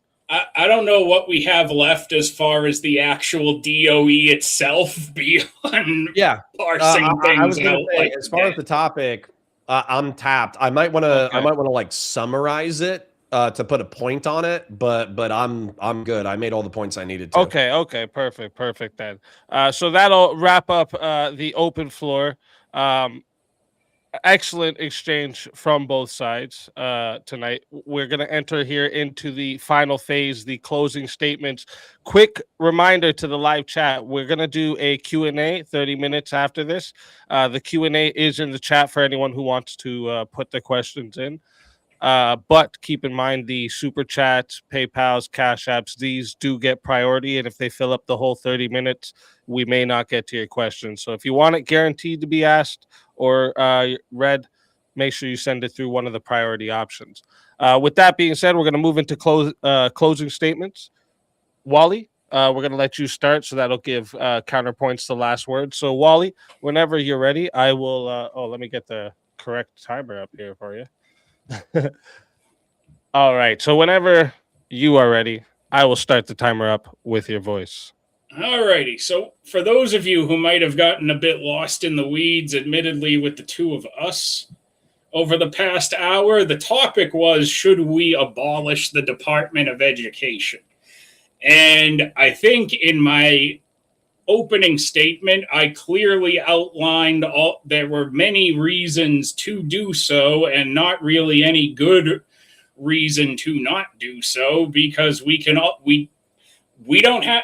I can just say, let's get rid of the Department of Education.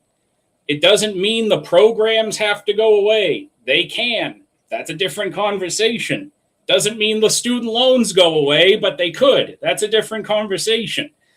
If we kept everything and just removed the shell company Well, we can just pass it off directly to other people and have the stuff be more effectively managed because it'll be managed at a closer level to the ground, which is always going to be better. Other than that, again, people would be full of misinformation. They think the Department of Education does a whole lot more than it actually does, and even accomplishes and contributes to more than it actually does. In fact, most people's idea of the Department of Education is probably either more effective, more successful, and or more scary and terrifying and monstrous than the actual Department of Education itself, which is roughly about more than 50% just a check writing machine to keep the cost of college going up. And we can have some other monkey in an office behind a typewriter do that. We don't need another Department of Education to do that. The Treasury can do it. As they may not be even doing it under the list he gave earlier, but fuck it, the Treasury could do it. As far as everything else, again, it's anything with accessibility. Grievances can be handled by the states, and it can be handled within the court system like it already is. You don't need federal oversight. You don't need a federal department to do that when the infrastructure already exists to handle it elsewhere without any kind of federal department handling it. And I think that will wrap it up. I don't know how much I can say more than I already have without beating a dead horse some more, but I would like to thank Easy for moderating this as always, and Connor, pleasure to meet you. First time we've ever interacted directly. I don't know what you may have heard about me prior to this debate as a complete nobody, but hopefully you came away from this feeling like I was no slouch. All right. Thank you for that closing statement, Wally. And with that, we're going to hand the mic over to CounterPoints. Whenever you are ready, I will start the timer up with your voice. Yeah, you got a Bosniak girlfriend. You can't be that bad of a guy, right? So what I would say is I still think that the services that the DOE says that it performs are necessary, and that I don't necessarily care about whether or not it's with a half dozen companies, but a half dozen institutions. I do care that these services are performed. And so what I would say is that making sure that people with physical disabilities have access to higher education so they can participate in the economy better is something that I think we should do as a nation. I also think that when it comes to first generation college students, it's no skin off of my ass. Like I said, I'm third generation college. My kids will go to college. 99% they'll go to college. But it's difficult, and there's challenges there that make it so those people drop out disproportionately. So if we can make their lives easier, I do think spending 1% of the federal budget on these things is okay. Also, when it comes to creating and tracking standards so different states can compete, I think that's useful information. I think that iron sharpens iron when it comes to education. I think spreading information on best teaching practices, there are things that have changed in the education industry just within the past 2 decades that have completely changed education from when it was when I was a kid, and arguably for the better, not for the worse. My suspicion is that these things are coming from institutions like the DOE. My frustration when it comes to libertarian or conservative thought in reference to education is that they want to slash it and they want to run away from it. Whereas I think what I would like to see is I would like to see conservatives step into education, step into academia, pluralize the perspectives when it comes to education. And unfortunately, they've conceded this territory to liberals and lefties, which is definitely unfortunate. Efficiency. When I was a libertarian, efficiency was my God. I thought that we were in an incredible amount of debt. I thought that we were spending ourselves into oblivion and we're going to collapse the republic, which is potentially true. But efficiency is not the only thing that we should care about. We as humans kind of have to ask ourselves the question, are we here to make the economy work, or is the economy here to make humans work? And if we don't have a flourishing, intelligent, smart, fun, interesting, cool society, what the fuck is the point of civilization? Like civilization should be for the betterment of human beings. And so that comes with balancing things like education, access to high quality food, secure environments, decent education, economic opportunities, and being able to pursue your goals in a dynamic and interesting economic environment.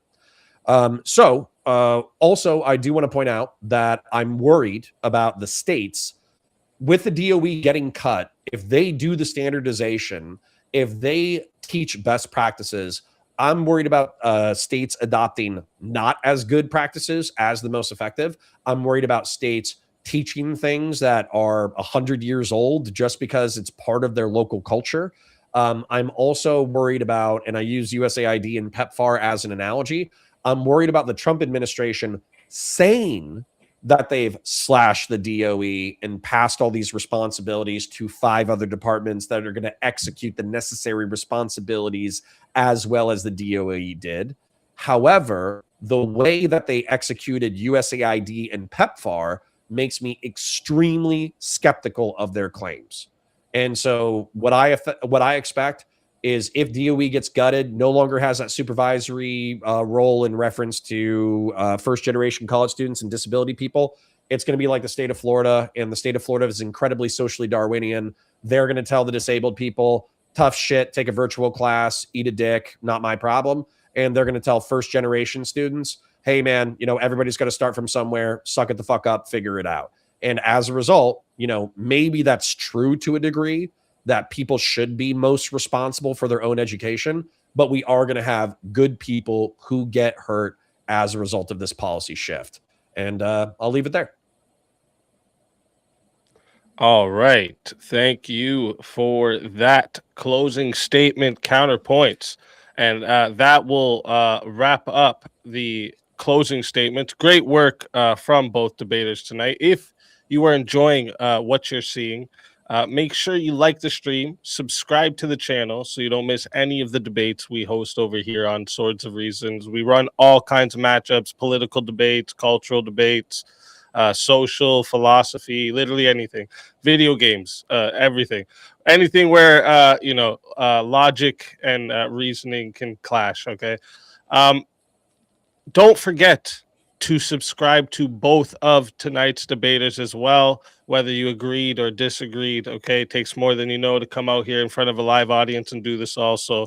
Make sure you all go show them support for stepping up into the arena tonight.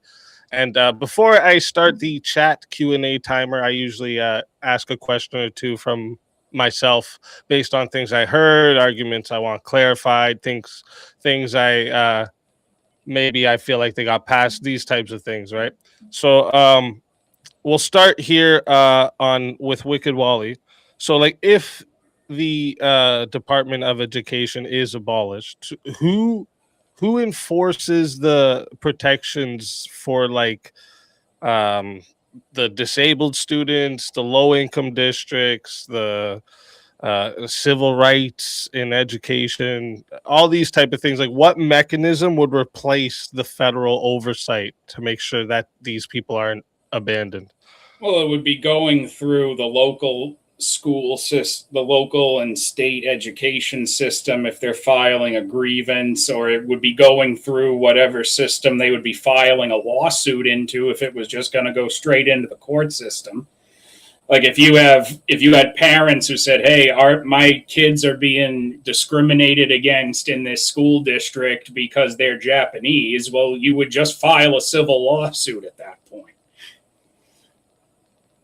Okay, all right. Did you have something for that counterpoint? The thing is, like, the important thing to consider with that is, like I said, getting rid of like the DOE doesn't necessarily abolish any like federal laws pertaining to like a student's civil rights in a school or like handicapped accessibility, because that's through the Individuals with Disabilities Act. So you can still file grievances through like Civil Rights Act and ADA channels. So it'd just be like judicial's going to take over these things. Yeah. Okay. And then outside of CounterPoints, like do the you have anything state's for that? education system, outside of the state education system and their involvement, again, I wouldn't be able to tell you exactly what this would look like, but that is one way that it can be handled, is going through the state court systems and then moving into federal court from there. Oh, you're muted. You're muted, CounterPoints.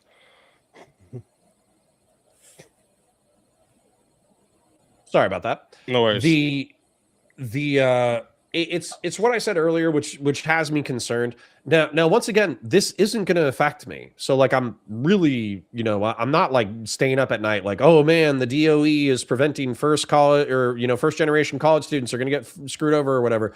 But I also don't trust the Trump administration or fiscally conservative, typically right-wing, typically Republican governments to care about any of this stuff. I just don't. I think that if a disabled person says, hey, I'm having problems getting to, going to college because I have these disability issues, I think a Republican government is going to say, get good, loser, eat a dick. And I think that's going to be their response. And I think the same thing is going to happen with first generation college students. They're going to be like, oh man, I'm really struggling. I could use a tutor or a mentor. And then, the state of Florida is going to be like, sucks. Like that's going to be that's going to be their answer. Now, is that more effective because the people who have the balls to push through adversity are going to be the people who succeed? Yeah. Are you going to save those tax dollars at the federal level and the state level? Yeah. But are we going to hurt some otherwise good people? Yeah. So that's the way that I feel about it. You can be statist and still have an expectation of getting your money's worth out of that system. You don't have to be libertarian or like fiscally conservative to demand your money's worth exclusively. You can be. I agree with you in principle. You can still demand your money's worth. I agree with you in principle, but having met and interacted broad swaths of the American public, I don't think a lot of them are smart enough to do that. I don't think a lot of them are tenacious enough to do that. And so I think they'll otherwise suffer. I do feel the need to ask. If it was if any other president came out, doesn't matter if it's Democrat or Republican, and they said, look, we've identified all these issues with the Department of Education. We've got all these redundant expenses. We can just reassign all of this stuff to another department and we're going to gut it. Would you still have a problem with it? If it was anyone else but Trump laying I'll be honest, probably not. And I actually do mean this. Like, let's say that Obama did this. I would actually trust Obama to sundown a duplicated administrative function that no longer serves its purpose and can be used by other organizations. I also likewise like a Romney character, maybe a Bush character. Maybe I would be skeptical. I would be looking for how they were benefiting from the situation. But I would be less skeptical than I am right now. I actually do think that Trump is uniquely incompetent, and that particularly nefarious, manipulative people are in his administration, and they typically benefit from anything that's happening in the federal government. Okay. All right. Well, my next question for you, Wally, would be, so how do you prevent, without the Department of Education, how do you prevent a massive disparity happening between states? So basically your a child's zip code becomes their educational ceiling. You know what I'm trying to say? How do we stop that from happening where the next state over is just their grade 2 math in high school, where this, what I'm trying to say? How do we stop that type of shit from happening? See, that's something where it's when you look at what the Department of Education does and how much money actually does reach the states and what that stuff is directed towards, it's not providing relief towards anything that people are still saying they want relief for on the ground in their school districts. You always have even in like Massachusetts, in a state where a lot of schools do well, you will always see teachers going like, hey, we don't have enough funding for a lot of these basic supplies. We're buying them out of pocket. You know, it's hard to get people to donate, or we need more people to help. Like, we're not sending any money towards that stuff right now anyway, and those seems to be the issues that are more a part of the disparity, and that stuff people already should be taking action on the state level. All right. Did you have something for that, CounterPoints? Not really. I don't want to be redundant. Okay. All right. No problem. So then my question for your side, CounterPoints, is it was based off a little bit off something you said earlier, because like the Department of Education, a lot of it, they talk about how it was created to improve the equity and the outcomes nationwide, yet we see, like you said, the test scores and literacy rates have gone huge down over time. So like what's the specific measurable success that justifies keeping the DOE? Well, if I would look into more specific outcomes. So for instance, if we look at math achievement over the past like 50 years, and I would need to see the downturn in the percentages. Same thing with like reading, because reading's actually I think one of the skills that we're kind of like losing. But but I would need to look at like literacy compared to the early 20th century. I would want to look at things like, for instance, the higher education, like the gifted programs, the AP, the IBs, those kids. I would want to see how they compete on the national stage, and anything that the DOE did as far as recommendations for their education, because they're the people who are most likely to integrate it. Also, when it comes to like specialized groups that are trying to be protected, let's say we were talking about like physically disabled students, or if we were talking about first generation educated people, I would also want to take a look at their outcomes. And I would also want to understand why the drop, right? Because I think one of the things that's happened since 1965, I got called a racist earlier today for talking about this, is that we have taken large swaths of people from Central and South America, in the Middle East and North Africa.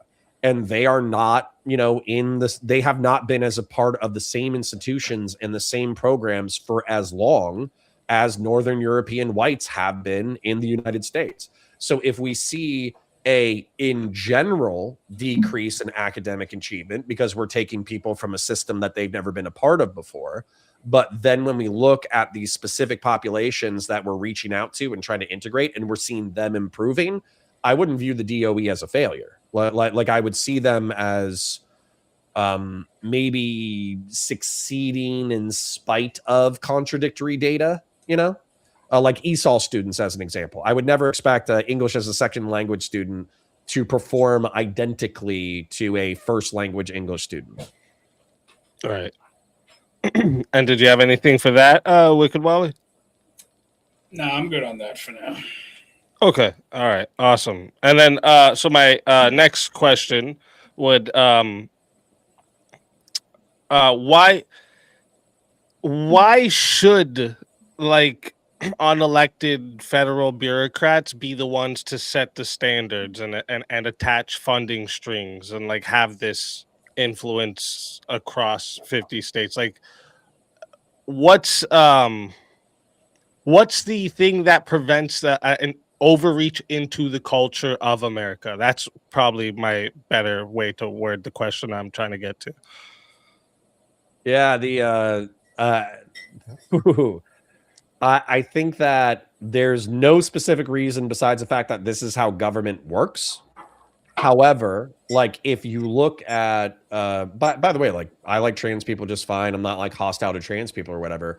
But if you look at trans affirming care for minors within the past decade, that's an example where effectively unelected bureaucrats in line with health institutions were just like, hey, we're doing this now, right? They just said, hey, trans affirming care for minors is just a thing now. And even if you're in a conservative state, if you punish trans students, or if you punish people who believe trans affirming care, we're going to crack the whip on you. And if you're in a progressive state and you're doing things like interfering with parental rights, we're going to look the other way, right? And so yeah, like having people that you do not specifically elect into an administrative position of power is one of the problems with government.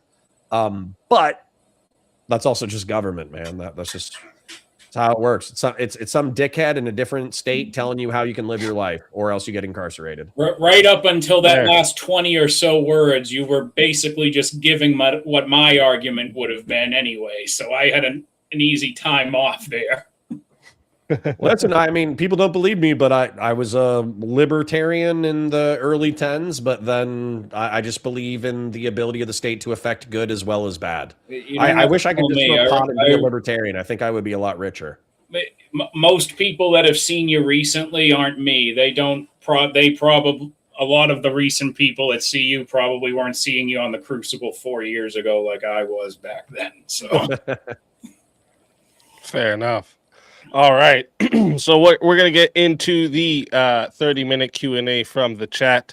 Remember, chat, you can get your questions in there. There's not too many questions for Super Chat. So if you want to get your questions in that Q&A, get them in now.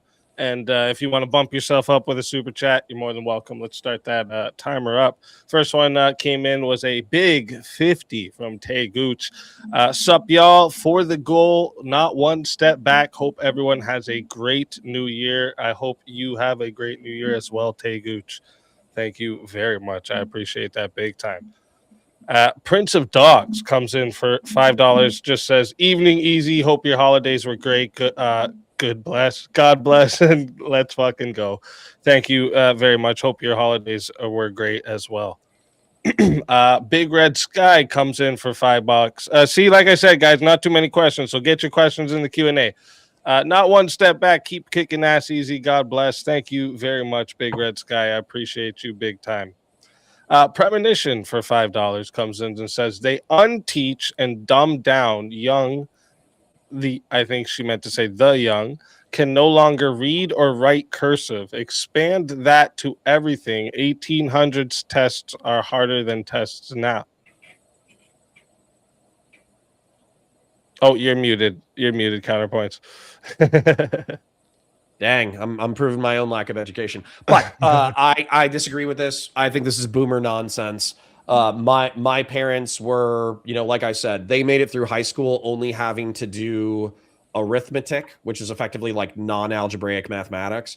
And meanwhile, I was taking geometry, algebra, pre-calc, all that kind of stuff. It does, like, you have to get into the higher level courses like AP, IB, honors in order to get that stuff. But that's still true. Also, if we look at literacy rates, you might be right that the educated were more educated than the average person now in the 1800s, but the educated were only a percentage of the population, and it was the elite members of the population. So you're comparing the elite of the 1800s to the average person today. I don't think that's a fair comparison. Also, like, dude, if you can't read cursive, it's literally the same letters with squiggles between them. Like, you're a dumbass. Like, what's the problem here? I gotta. This is something that always kind of gets under my skin, is the whole thing about cursive. As someone who can read and write it and did learn it in second grade and stopped writing with it as soon as I was allowed not to, I've never seen the value in it since. Yeah, it's unironically a skill set in order to be able to write faster so you can let letters flow into each other. That's all it is. But it's for people who spend their entire time writing things by hand.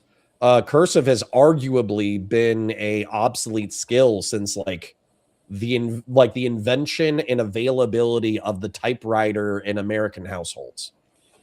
Yeah, we people like us just happen to be, I think, on the tail end of the old timers who said you still need this for really no good reason in the 90s. I'm not happy it's dead. It's still very pretty. I like being able to read like old letters and stuff. But once again, I would never use that as a metric for evaluating the education level of the American people. Fair enough. We got $5 on the counterpoint side. Says, had no idea you were live at this hour. Perfect entertainment for my crippling alcoholism. Glad we could I help. live to serve. Shout out to Bulb. Then we got Tay Gooch with another $10. Question: why aren't trade schools promoted more than useless degrees like underwater basket weaving? I'm hoping there's a generational shift. I'm hoping that when my kids are coming up, I'm going to tell my kids like, hey, if you want to get a bachelor's degree or a master's degree and compete in like highly academic, thoughtful stuff, my kids are smart enough to compete at those upper echelons. But I'm also going to tell my kids, if you don't want to go to school for 6 years and you like demolishing houses and, you know, messing with electrical wires and plumbing, it's an honorable profession. It's an in-demand profession. It's less investment up front for academics. And the people that I know, they're typically making good money. All right. Yeah, I mean, I think in some points, like in other examples, if you see like, you know, teenagers who are obsessed with like backyard wrestling, their calling is probably not like a chemistry classroom in many cases.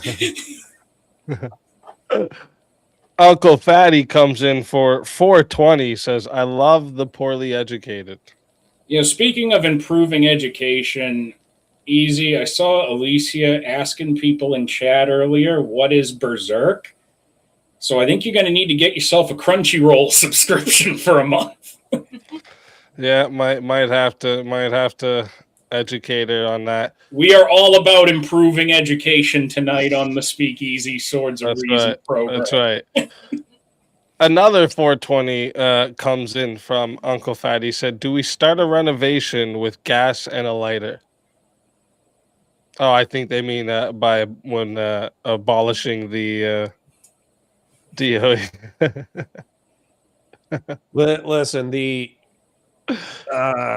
libertarian perspective, man, is that it's not going to affect you, and I also think that a lot of this stuff is not going to affect me. But I've been enough places, seen enough people, met enough people that I'm aware of people getting screwed over, and I don't think it makes the world a better place, right? Like I don't think that first generation people going to college not being able to succeed in their degrees, I don't think that makes the world a better place.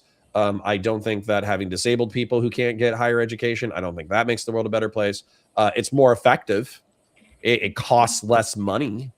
It's funny to tell somebody who's like, hey, I'm having problems. And you're like, yeah, sucks to suck. Good luck. That's funny to me. It probably does not make the world a better place. All right. We got $2. Oh, I was just going to say it again. It's not like nobody was saying the education system was in free fall prior to Carter establishing the Department of Education. And if the Department of Education was so necessary and good, public schools would be performance and quality would be up. It wouldn't be declining from that point. All right. As a true Republican, I blame the immigrants. Fair. I'll grant you that. You want to take that position? Hey. Sure. $2 from Sempiternal Chaos says, for the goal. Thank you very much, Chaos. I appreciate that big time. Verna Desar sends in 5 gifted memberships. Shout out to you, Verna Desar. Thank you very much. I appreciate that big time. Another one from the Counterpoint side. Politics JK says, wanted to send in a question, but it won't let me super chat SpeakEazy. So you get it. That's fair. That's fair. Yeah, Politics, though, you should have put the question. If you put the question, though, I'll look for it. I'll look for the question, Politics. So I'll put it in there. Jeez. Like, And as far as like the research studies and the data, like Connor, you're a nerd. I know you. You've mentioned Warhammer before. So like, you know how in World of Warcraft they have all these add-ons that let you collate data that the game doesn't put in front of your face? Yeah, if people want I mean, to I can definitely gather imagine it, yeah. people want data, they will find ways to get themselves the data to review. I'm just, Fair. yeah, I'm with you in spirit that I think that there's places like Massachusetts. There's definitely going to be school districts in California, New York, like all the major metro areas, even Florida to some degree. They're going to be competitive. They're going to track metrics. They're going to force themselves to be competitive with other states. I do think, though, that there's going to be states that are going to be left behind. Nebraska, the Dakotas, they're just not going to have the budget to compete.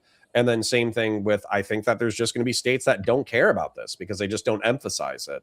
And so there's probably going to be states like Louisiana or Alabama where if, once again, I think one of the stats that I saw from the DOE was that like 8% of funding, which was part of the billions of dollars that they distribute for all public school funding, if I remember it correctly, was coming from the federal government specific to like after school programs and stuff. And so, yeah, good communities are going to rally. Good communities are going to be fine. I'm worried about the bad communities, though. All right. And we got $5 from Wrath of Reason. Says, good evening, all. Great to be back. Hope everyone had a great holidays. Cheers to a kick-ass 2026. Facts. Cheers. Facts. We're almost there. We're almost there. And $5 comes in from Prince of Dogs again. Great debate. Easy was the winner, by the way. Thank you. Thank you. I know I laid some great points down. I agree. But so that is it for super chats. Let me get over here to the Q&A. I forgot to make another here. awful hypothetical involving Easy 2.0 again. Let me see here. First one that comes in from You deserve Kokomo. better from me. I'm sorry. I know. You forgot to do it. Do we want a national standard or minimum standard instead of each state being vastly different? I thought that's what the DOE was there for. If not, then it's just duplication. No, I mean, I would want a national standard for education. I think that having vastly different standards by state is potentially problematic, but like Wicked Wally was saying, maybe it'll all come out in the wash. Maybe all the states will step into the fold. They'll know the educational requirements that are needed in order to participate in the modern economy. But like I said, I'm worried about bad communities. I am. Well, in either case, why would you want anything to go down? Like if you took the Department of Education away, there isn't like a line of bureaucrats rubbing their hands going, oh, goody, we get to make this school system so much worse now once it's gone.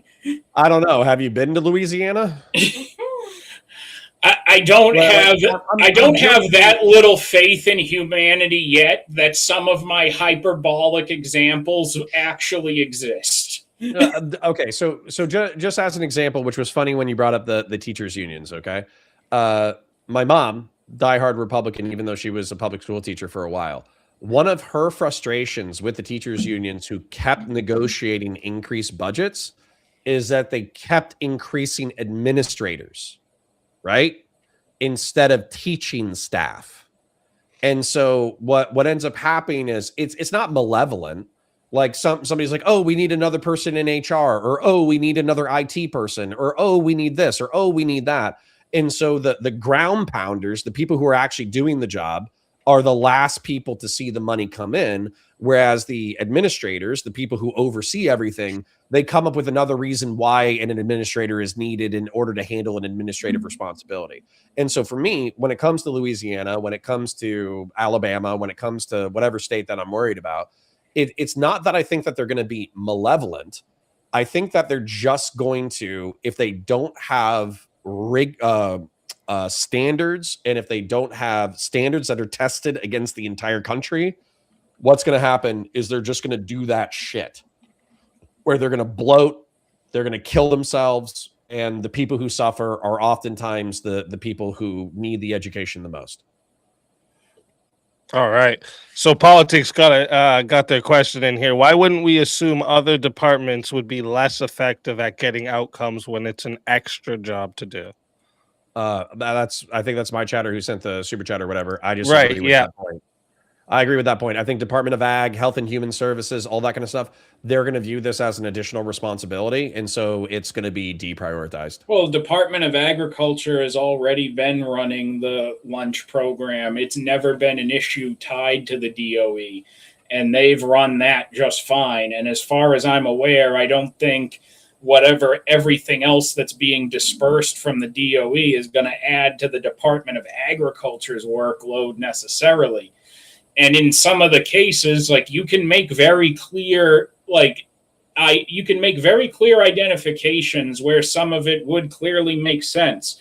If the State Department is handling incoming student visas, then the State Department can also be you can fold in, like if there's any kind of student aid or grants that they're supposed to be getting, or if there's any accommodations they need to file about regarding a disability or any kind of discrimination while they are here, then yeah, that should be going to the State Department as well. It would just be more efficient to bring it all in one process at that point. Because that's also making everything one point of filing everything in some of these instances. You won't be having to send stuff around to different departments. All right. Next question that comes in is Uncle Fatty says, do you love the poorly educated as much as the best president in the world has never seen before? And think about it. Imagine it. Everyone says it. They say the best in ever. Oh, so do you like the poorly educated as much as Trump? Is No the question. No, I'm an elitist. I think the reason why I like republicanism is because it's supposed to be representative democracy. Democracy is the worst form of government except for all the other ones. And I think we should have representatives. I'm actually shocked and dismayed at how stupid our representatives are, let alone the average person. And so, no, I'm quite elitist, and I do not love the poorly educated as much as Trump. Well, the debate is really just about the Department of Education itself, and Connor already conceded that, at least I think by some additional exclusionary names he threw in, we can be maximum charitable and say he's 80+% overwhelmingly would trust any other president who would want to get rid of this. And the exact same reasoning behind it that I presented, as long as it wasn't Trump. So for me, this is a debate about a government department and the policies that it affects. And for him, it's ultimately a debate about whether or not he likes that Trump is the one doing it right now. Well, I know that might seem laughable to people who just support Trump or support fiscal conservative agendas in general. That might seem very silly.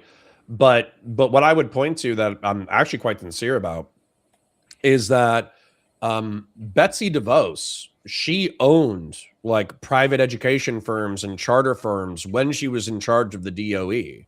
Her brother, or I think brother-in-law, Eric Prince, is the guy who ran Blackwater and Academy, and he was fighting for privatization of the military. He didn't get as much as he wanted to, but he still got it. When it comes to Peter Thiel, basically J.D. Vance was Peter Thiel's understudy. And the only reason why Betsy DeVos is over 5 years in the past now. She's long gone. Yeah, but I almost guarantee you, if I check out, I could probably Google what is it? Is it Linda McMahon? It's Linda McMahon, it's under her administration now. But I could probably Google Linda McMahon and see what she stands to profit from the gutting of the DOE, and I almost guarantee you I would find something. And so almost everyone who's in charge of the administration, this administration stuff, they stand to gain privately. I don't even want to get into the Trump meme coin or the crypto bros or any of that bullshit. Dude, I was bitching about Hunter Biden and the $12 million that he took over the course of 10 years and filtered into his family untaxed. And the IRS and the DOJ, in my opinion, was browbeaten into not prosecuting him for what was effectively corruption. The crypto bro bullshit that Trump has done over the past 5 years is like, it blows that shit out of the water. That still has, okay, and even if I was granting you all of that, what's that got to do with Linda McMahon being the one overseeing the executive order? I don't. If I go, never done I'll much in education, to my knowledge. I mean, I'll just Google it. I'll Like just she see was if previously Linda McMahon owns a bunch of charter his schools. small business administration head under his first term. Yeah, no, I'll just see if Linda McMahon is heavily invested into. I don't think she was brought in shit. because she had an education background. She was brought in because she was a CEO of a billion-dollar company at one point 25 years ago. You know, she grew the WWE under her watch. She was, as a CEO, was probably brought in to oversee dismantling it because she has no horse in the race. Yeah, I'm taking I'm just trying to take a look at it and see what she specifically has. Looks like it's bonds, University of Arizona, University of Colorado, University of Connecticut, TKO, but that's WWE. That's not related. She's a public advocate for school choice. She's a public advocate for workforce readiness. And by the way, like, school choice, I am not principally opposed to. Like I said, the charter school system or whatever, it can be really good or it can be really bad. And also when it comes to what was the other thing? It was like school choice. Fuck. I would have to Google it again. But effectively, I'm not principally opposed to these things, but when you add in the corruption and the mismanagement of PEPFAR, USAID, crypto, all that kind of shit, I don't trust. I don't trust Trump to competently gut the DOE. Nothing you listed off had anything to do as far as, like, does she have interest in charter schools or anything impacting the public school system itself? So, right. I mean, if she may have like some dive. interest in a couple of state universities, that's really not a big red flag, I would think. So it sounds like Trump had full intention of dismantling the DOE this time around because he didn't get a second term in 2020 to do it then by the time he was done. So he brought in an ally who was a known quantity from his running the Small Business Administration. And he brought her in with full intent of saying, hey, you've been a CEO, just shut down a government department. You can do that, right? And she said, yes, sir, I can. Yeah. He really doesn't seem to have, from what you outlined, any financial horse in the race outside of the DOE. So that seems. Yeah, I mean, the closest thing that it looks like is public advocacy for workforce readiness and school choice, which again, I'm not opposed to in principle, but I would just cite my previous arguments. I mean, most I would say is, yeah, she's been Vince McMahon's wife for like over 45 years. She ain't no idiot. God bless her. So it's like, could she get an interest in it somewhere down the road? Yeah, possibly. But on its, like, from what you're presenting me, I have to evaluate how it looks on its face. And on its face, it doesn't look like she has a special interest there at all. Yeah. I don't have any specific indictments. All right. We just got a $10 super chat there on CounterPoint side. Just wanted to point out that Indiana is going to roll tide Bama all the way back to Tuscaloosa. Hoosiers. The Hoosiers. Yeah, well, QC John is freezing his ass off, up in Indiana. So don't worry about it too much. He's paying. He's paying for his super chat in more ways than one. Actually, you know what, Connor? Maybe Linda does have something to gain from this. Maybe this is like cosmic justice to her for every teacher who told kids that wrestling was going to ruin their brain in the early 2000s. Yeah. I would now not she be gets surprised to at if this was least Now revenge. it's going to be fund taught the in school. It's DOE. gonna Be be a like, class. this will stick it to them a little bit. This is for Yeah, she was like, 25 years wrestling ago. is an art. How dare you? This is for all those old teachers bitching about the Stone Cold Stunner who have probably long since retired. All right. Next question we have here is from Rev Russ. Says, would student outcomes improve under a fully privatized school system with mandatory curriculum standards? Competition naturally drives down cost while pressuring institutions to improve to stay alive. I think we need to hybridize it, because once again, like, I think you can. I'm not against charters. I'm not against magnets. I'm not against competition. What I am against is fraud. And I think we both talked about how we've seen in the charter system how you can have fly-by-night organizations that basically show up, pick up a check, do impressive marketing, deliver subpar service, and then dip out with everybody's cash. And when you privatize everything, that definitely happens a healthy chunk. Now, that's also to be said that when it comes to privatization, even at the magnet in the charter, the magnet school that my mom worked at and the charter school that I worked at, there's also incentives from private institutions to deny problematic children because it drags down their scores.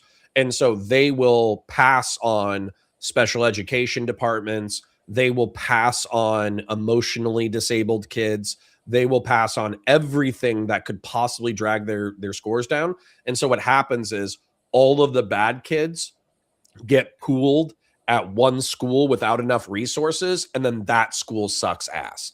And so yes, privatization can increase performance, but we're also going to leave a lot of people behind. All right. You didn't have nothing for that, Wally? Next question's for you. Oh, I think it would be worth trying, because I think what we've seen, I think what we can infer more than anything from how education has declined, like before, pre and post DOE being implemented, it's not a matter of throwing money at the problem. We've tried that. It's not a matter of like just throwing bodies and cash and at the problem. I think there's methodologies and there's approaches and there's learning philosophies that are within academia that need to change within the public school system, or you're not going to see the quality of education improve. all right. Next question is for you, Wally, from Bass Guitar. Says, Wally, should we... Oh, I had my mouse in the way. Should we only have one federal department? What's the metric to split services into a separate department? It would depend on how much you would have to look at it and see, well, is there a way you can improve the process and improve what's being done with what's already there? Or do you need to create something totally different because this is just so unique that no other existing department of all the different ones we've created to handle different core broad functions that already exists? Like I said, with the State Department example, if a foreign student has to apply for anything or needs any accommodations as they're coming in, it makes more sense to have it just be a one-stop application process where you're dropping all of that along with your student visa paperwork to the Department of State and getting all of that set up and have them, push the paper along for you down the same trail that somebody else would, except now we're saving some money doing it. All right. And one more question I see. Oh, another one just came in there. We might have time for that next one, but this one was from earlier. Hippo was over on CounterPoints side trying to ask how to get a question in, so I just highlighted it for them. Wicked Wally, what is your favorite thing about the Department of Education? And then CounterPoints, what is your least favorite thing about the Department of Education? My favorite thing about the Department of Education is that it's been given a people's elbow, downsizing it towards rock bottom. I think my least favorite thing about the DOE is probably that it's at the federal level. I do think that it's necessary to have feds check on states, and so that amalgamation of testing should be there. But realistically, I wish we could trust states to be good. I wish we wouldn't have to check power with power.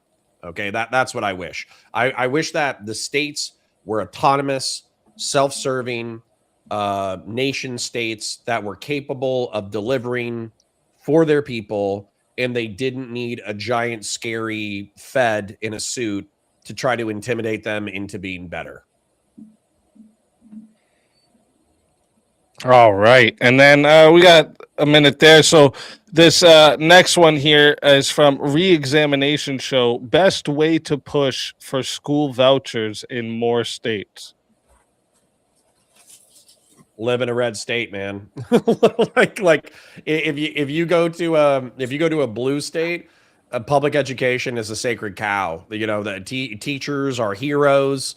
Public education is a sacred cow. They will dump endless amount of money into public schools because they think it's the right thing to do. It's almost like a moral thing. Whereas I think with red states, oftentimes it is more Darwinian. It's more competitive. They're more interested in privatizing it. There's a lot more emphasis on business mindsets, even when it comes to education. So you're just going to have to live in a red state. A red state with money, like Florida or Texas, is probably your best bet. All right.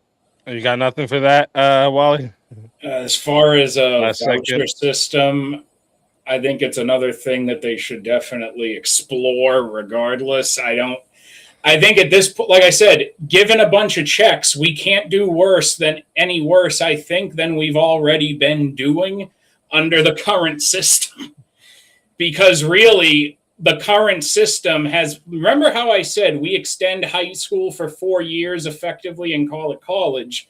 Well, the public school system really is, for the most part, trying to funnel as many people towards the debt factory as possible. We need to get away from the public school function being primarily to just push people into college, most of whom shouldn't be going and taking that debt on. All right. Oh, last second one there. I'll read it for him. Horse God over on CounterPoints, I said, give him the old Chesterton's Fence Department of Education ball twist.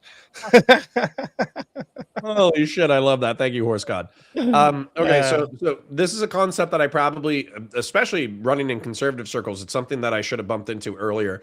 But Chesterton's fence, it's basically like the psychological thing of if there's a fence standing up and you don't know what it's keeping out, do not remove the fence, right? And so that it's kind of just like a good rule of thumb. And then ball twisting, you know, I hate to say it, but I was inspired by another. I was inspired by another streamer, Chud Logic, where he was like screaming at his mods, and it was like, "Mods, twist his balls," and I was like, "All right, I got to steal that. That's funny." There's one I haven't seen. Chud Logic's hilarious. Yeah. There's another old name I haven't seen around in a minute. Dude, you got. I have in my other stream here, I literally have a clip of Chud Logic that I use on trolls because he just has these best sound bites ever, and it's the best. It's just, dude, nobody cares about you. It's so good. The last time I remember seeing him around anywhere, I think was like a year or two ago during the whole Mama JF thing. He did some commentary and some interviews and stuff then. He's doing drama. I haven't paid attention to him since, really. Yeah, he's always still doing drama. I pop in and listen to him every now and then. No, you know, Chud and I are not as close as we used to. I don't know if there's bad blood or whatever, but we just don't talk as much as we used to. I think it's because he's succeeded and I'm still trying to succeed. And so he doesn't have time for these peasants. Like, exactly. Us little plebs over here. I'm still doing okay, by the way. So like, I'm not trying to hate on myself when I say that. But I'm arguing with somebody with some level of play button. So this is a trade up for me. Well, good, but I was gonna say with Chud, he actually just moved to drama. He's good at it. He's funny, and so I still, if he's, I'll tell you, I prioritize Twitch and YouTube political drama over everything else. Whenever he's talking smack about somebody I know from Twitch and YouTube politics, that's the first thing I'm watching. And then I do watch like the Ethan Klein, Denham's, Frogan, Hassan Piker drama stuff too. So yeah, it's good stuff. That's like a guilty pleasure of mine. I just hop in there and just listen. I can't perfect. It's follow mindless. any of that shit because, like, I don't. Like, You'll learn there's a nothing. limit to how much I can listen to people I hate and absolutely can't stand. And at some point, I feel like an idiot for deliberately making myself pissed off sitting in my own fucking living room by having those clowns But on. hearing somebody with an English accent talk smack about somebody you hate is like emotionally cathartic. Yes, That is, but I could not sit there and listen to like Hassan the accent adds on roasting him for like 2 hours. It like adds 5 IQ points. 100%. All right, guys, that is going to wrap up the Q&A for tonight. Again, thank you to everyone in the live chat for all the questions, the engagement, the support. It all really allows me to keep bringing you these debates. The entire Swords of Reason experience week after week is because of you guys, and I appreciate every single one of you. And of course, huge thank you to our debaters for stepping into the arena tonight. Make sure you guys all go sub up to them. All right. Their channels are in the description. Before I keep going, just want to check real quick. Are either of you planning to hang out for the after panel? I can stay for a bit. I would love to hang out, but unfortunately, I actually do have editing work I have to do, so I'm not going to be able to stick around tonight. Yeah, no problem. No problem at all. I got like an hour and a half before I got to. All right, yeah, no problem. You're not obligated. So, what's going to happen next? We're going to roll the debate outro and a song that'll give about 4 minutes of time for everybody to hit the washroom, grab a drink, stretch your legs, whatever you got to do before the Chaos and Chill open panel begins. During that outro, I'll drop the link in the chat for anyone who wants to join the open panel, test your ideas, continue the conversation on tonight's topic, whatever. You're welcome to hop in. Just a warning, if you're going to try to come up and, troll, spurg over everyone, bring your personal drama here, you're just going to get muted and then booted. So don't do all that. Quit it while you're ahead. All right. Can I share something before you roll the outro? Yeah. So CounterPoints 40K is the reason why I have a silver play button. So it's a Warhammer breakdown channel. CounterPoints Politics is growing. It's fun. I get 100 to 150 live viewers. My chat is very, very, very generous, and I could not do it without them. So thank you to the people who are hanging out. Now, the other thing that I'm doing, though, is that a Joy Toy figurine? Hey, respect. Excellent. A Black Legionnaire, Chaos Legionnaire. That's awesome. But the other thing that I'm doing is I'm working with somebody. They're financially backing me while I'm launching these channels. I'm doing Counterpoint Sci-Fi and Counterpoint Star Wars. So I'm basically going through the same way that I take 40K content. I cut out 30 to 40% of it. I fill up the 30 to 40% with lore and art and visuals and explanations. I'm also doing that for Star Wars. I'm also doing that for sci-fi. So I did Elysium. I'm doing the Clone Wars 2D animated series by Genndy Tartakovsky. I loved those from the early thousands. So I'm just breaking down amazing content. But both of those channels are new. So if you're into any of that stuff, please check it out. That's what's up. And they can find it on your main channel as well? It's linked on my main channel. It should be in the descriptions. But either way, Counterpoints is kind of my brand name. So if you just type in Counterpoint Sci-Fi, Counterpoint Star Wars, Counterpoints 40K into your YouTube search bar, you should be able to pop those channels, no problem. That's what's up. Look, either way, I've debated someone with a silver play button, and no one can take that away from me. Hey, let's go. Before we run the outro, last reminder, make sure you subscribe to both the debaters. Their links are in the description. And if you're enjoying the debates, hit the subscribe on the SpeakEazy channel as well so you don't miss any of our upcoming debates. Mondays, Tuesdays, and Wednesdays. This is where logic meets passion. All right. I'll roll the outro right now. I know you're heading off CounterPoints, so thank you for being here. And we'll see everybody in a few minutes. Connor, been a pleasure.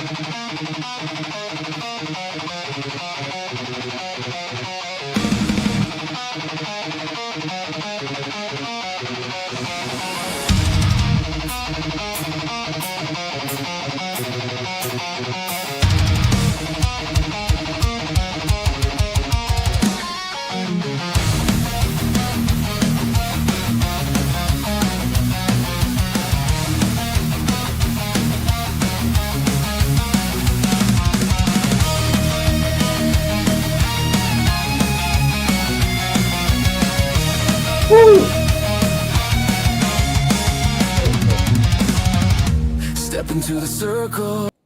Just on a big screen for a minute while he's playing the bumper music, just to give us all a break from the screens. Shit. For those of you still on over here, been watching it. Hope you enjoyed the debate. You know, you're going to be hanging around in the aftermath of it. Be right back. I'm going to let Chair do some work.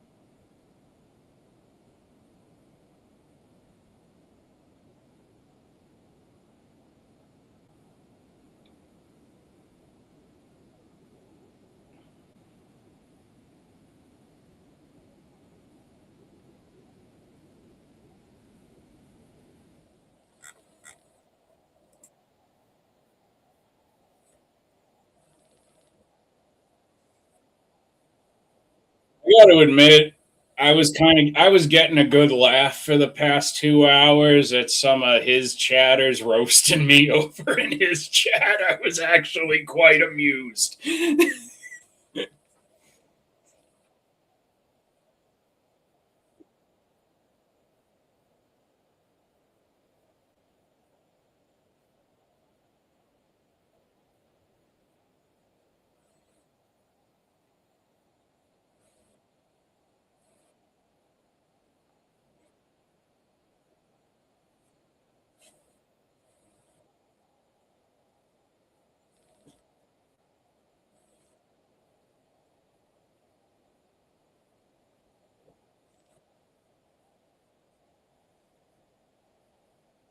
Hey, I knew when you,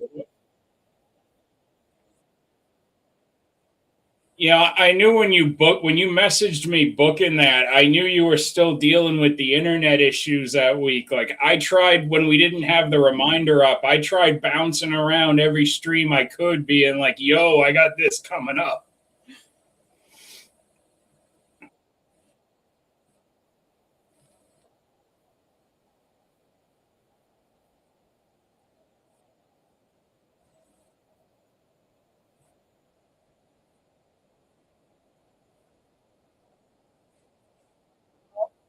People people deserved the internet. I mean, the year going out with a bang. So, the internet provided and stepped up to the plate. Good for it.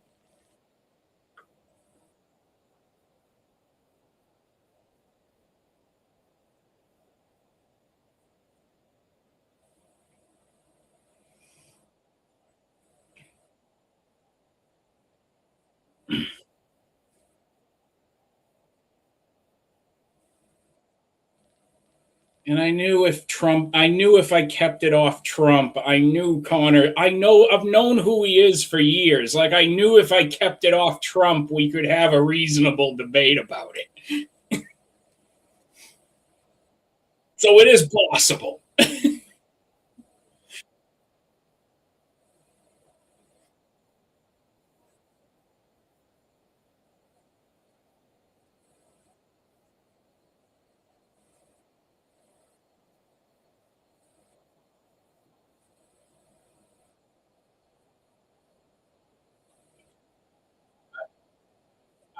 I, I didn't feel like I needed to state anything. I felt like the response was going to speak for itself. At that point, I didn't even feel the need to vote.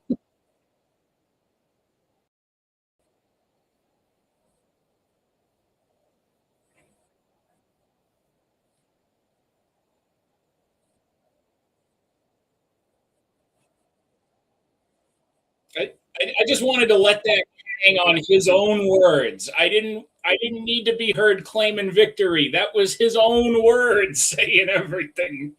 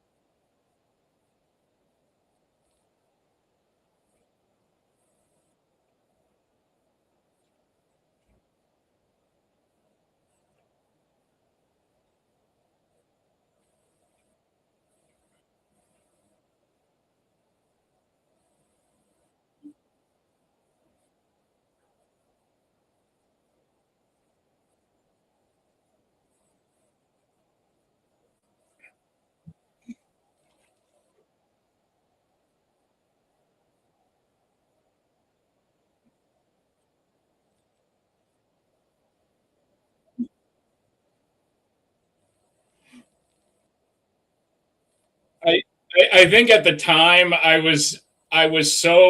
had a feeling that's exactly what he was gonna say when I asked him. So I think if I remember correctly, I think I might have just been letting my facial reaction do the talking at that point. Like, yep, that's what I thought.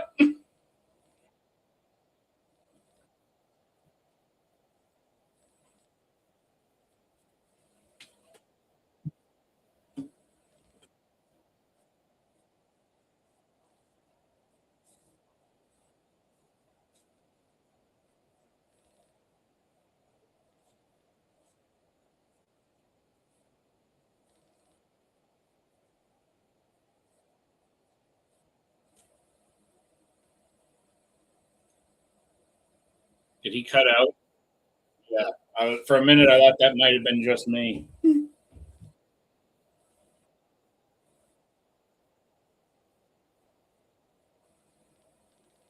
It's doing it again.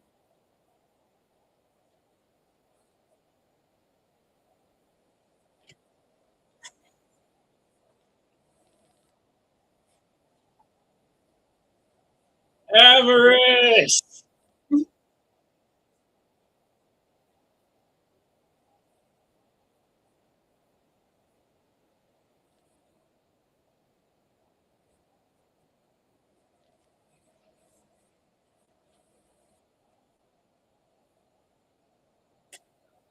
Thank you, sir. I feel like it went well.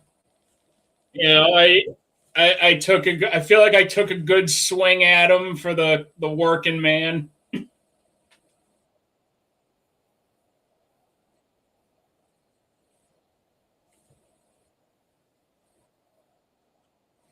I figured Rob will probably check it out at some point. It's his favorite Axeman versus his favorite counterpoints.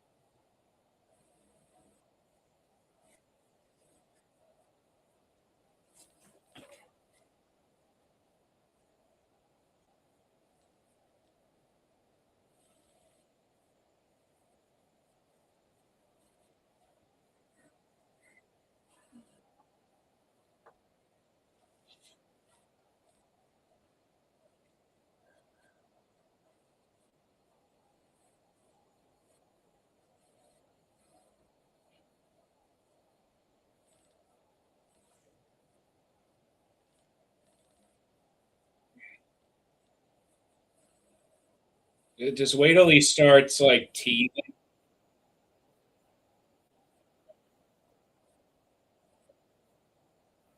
Just wait till he starts teething, average. Just wait till he starts teething, and your wife's gonna want to panic because, like with my son, when he started teething, every so often with the first few, he would get these nasty fever spikes, and she would bring him into the emergency room, and they'd be like, "No, that's he's teething. That's normal. Like it's gonna go up and down. Like you only want to be concerned if it." They were telling her if it stays up like overnight, yeah, that's a problem. But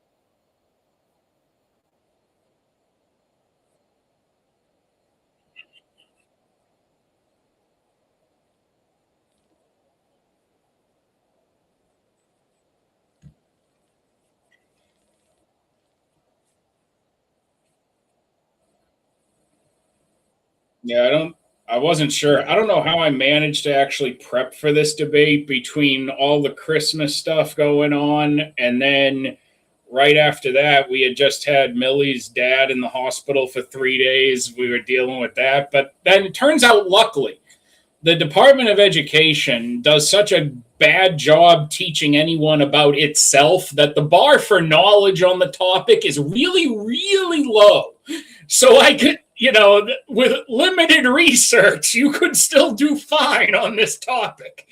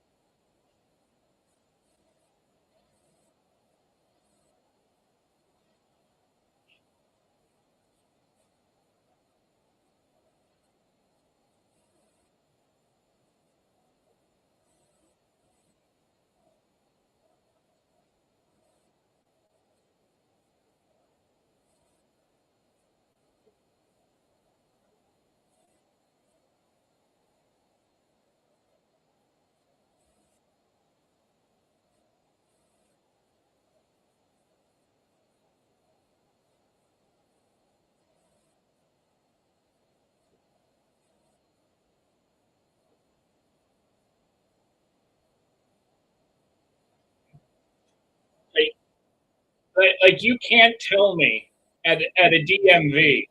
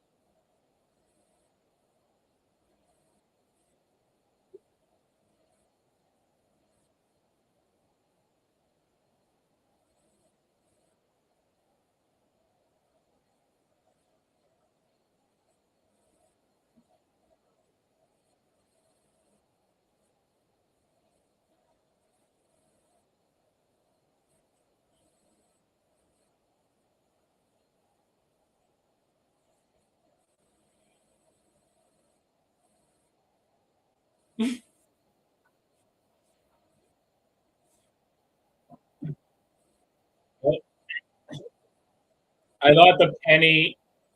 See,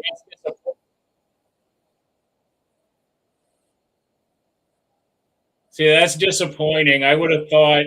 I would have thought the first pennies would have said, "Try and make sense out of this."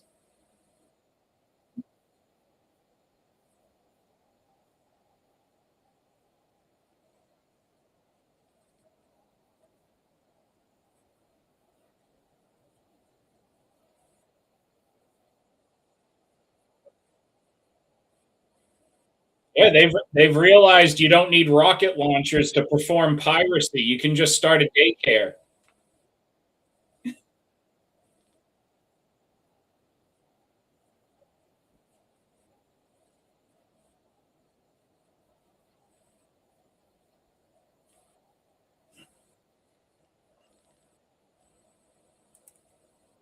Oh yeah, good. One well. Sorry, I didn't see you there earlier. You know, I'm not saying go and commit fraud. I'm just saying as a joke, right? Why doesn't everybody just go fucking do it then? And then until they actually do something about it, you know? Because like if they're not going to do something about this one community, then have everybody go do it. If everybody's doing it, then and everybody's collected a check, then what? What then are you gonna stop that? Captain Jack, baby. So yeah. Well, let me just give it back to re-examination here. What where you were Right back gonna? where I we think were. you had a question for Wally there, and welcome Lethy. Well, I just came in. I'll say hi. I'll buy. I did my rant. I'm gonna head back into my show. To compliment you. All right. Take it easy, Avers. See you over there, Avers. Oh, Lethy, you're so quiet. Why are you so quiet? I do have the. He's on the wrong mic. Maybe you're on the wrong mic. Could be the case. Because you're so quiet. We can't hear you. Well, I guess he's for it too, so that's good. Yeah, Larfleeze is my spirit animal. Should be better now. Larfleeze is also my spirit animal. Well, I guess he's for it. It says he's for it too, so that's good. Okay, how do I sound now? Like you've a different mic connected. Like go to the StreamYard and check what mic you have select. Like at the bottom of StreamYard, there you see the little arrow that points up. Make sure you have the right mic selected for. Because yeah, you're so quiet. Oh, you're talking about me? Okay, how about now? Oh, that's better. Okay, cool. I don't know. My own mother calls me Larfleeze and Avarice. So I think I got you beat. Bro, this is I don't have a mom, so I have to steal yours now.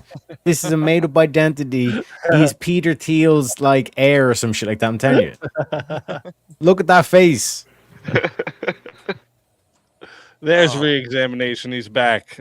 Okay, can you hear me? Okay. Everybody's back. Yeah, I can hear you perfectly. I heard something literally to the effect that like, hey, we're gonna ask how much money you make for you to get insurance. The idea would be that based on your income, the subsidies that come from the government to insurance companies, which I don't like, I'm going to say that up front, are going to be based on what your income is as you're purchasing insurance. Yeah, I don't think it should be that way, though. I think that they should have a rate and I ought to pay it. You should also have the right to not divulge But that. I That is found private information. maybe this isn't the best thing to do, but I found an even better way of doing it.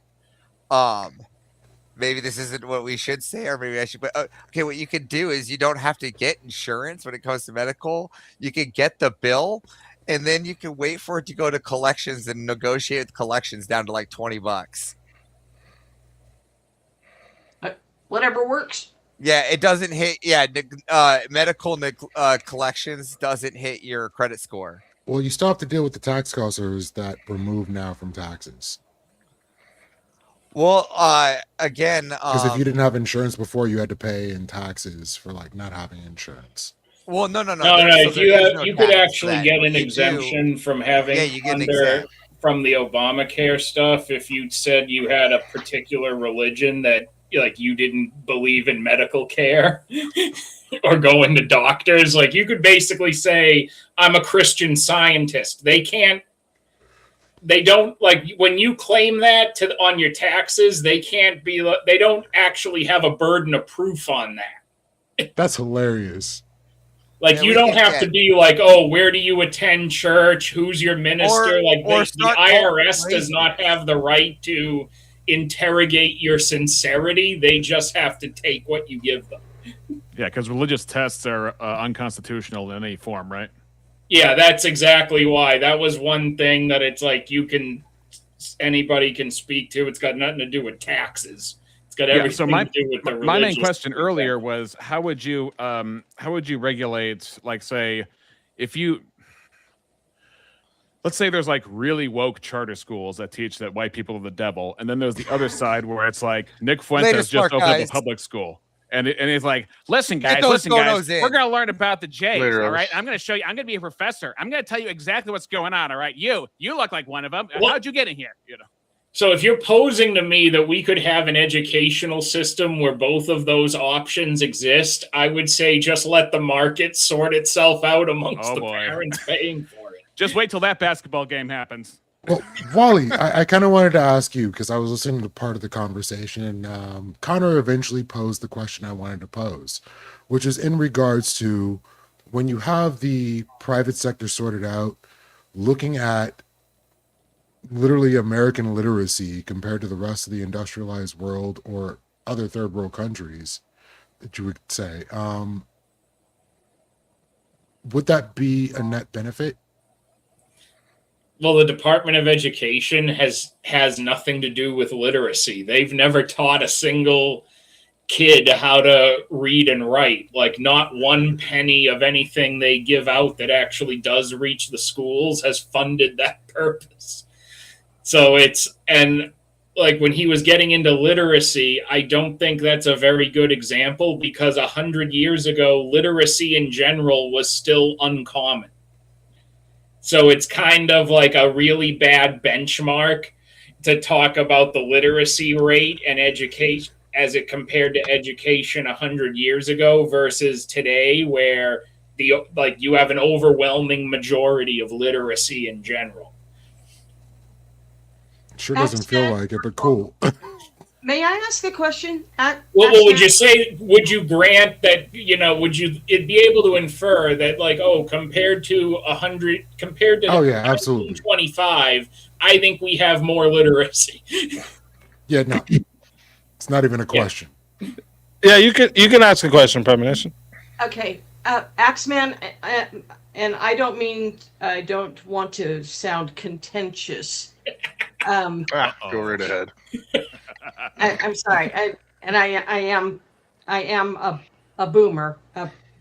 Yeah. So, what you both kind of said the same thing. I just want to disagree with you, like really firmly. We must hold on to the full scale of teaching, going all the way back. In other words, it is a travesty to no longer teach students how to write in cursive and or read it. Did you know that students today cannot read the Constitution because it is written in cursive? And if you stop teaching people, why would you not teach the full history coming up. If you're only teaching what is trending right now, then you've got woefully uneducated kids going back. I've looked at tests from the turn of the century. I've looked at them. I'm not unintelligent, and I can't complete an 8th grade test from the early 1900s because they're talking about things that we don't even discuss anymore. And I think that we need to keep all of that. I know it's a lot to pack into the brain, but I think we need to keep teaching the full history, and children should have to write in cursive because all that the elites would have to do is get their computers to write in cursive, and all of the uneducated individuals moving forward won't even be able to read what's right in front of them. If I could, Premonition, I think you made a really good point. I was thinking about it. I was thinking about it while you were saying that. Kieran, what have I told you about thinking? I'm trying not to. I'm trying not to. But Premonition made me think. She made me think. I thought we have digital versions of the Constitution, so that's okay. But I thought a time may come where you have to go back to the original source and check it. Like we're trusting these digital versions of the Constitution, and you might become suspicious, or you might get various versions of it, and you say, I better go back to the original source. And if you can't read it, I agree, you're kind of screwed. How do we get it at that point?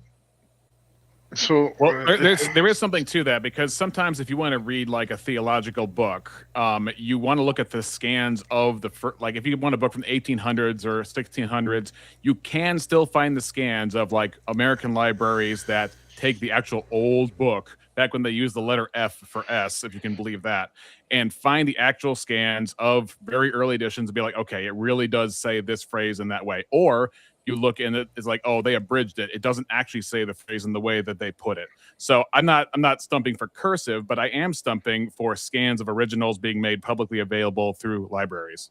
I think there's also an argument. Yeah, I agree with that. There's also an argument that could be made for teaching history, because there's a certain degree of exegesis, which is also important. Like, for example, if you study ancient Greece or ancient Greek, words like beauty and words like that don't mean the same thing that they mean now. And I think even going back to the founding fathers, there were probably certain contexts or certain concepts that they were using meaning something, but in today's language, it means something else. So it is worth learning a bit of the history as well to understand the context. Well, wouldn't that be like, let's take curse words, for instance. Like, there's a lot of curse words that meant a completely different thing in a lot of societies that are now seen as vile and used in a vile way.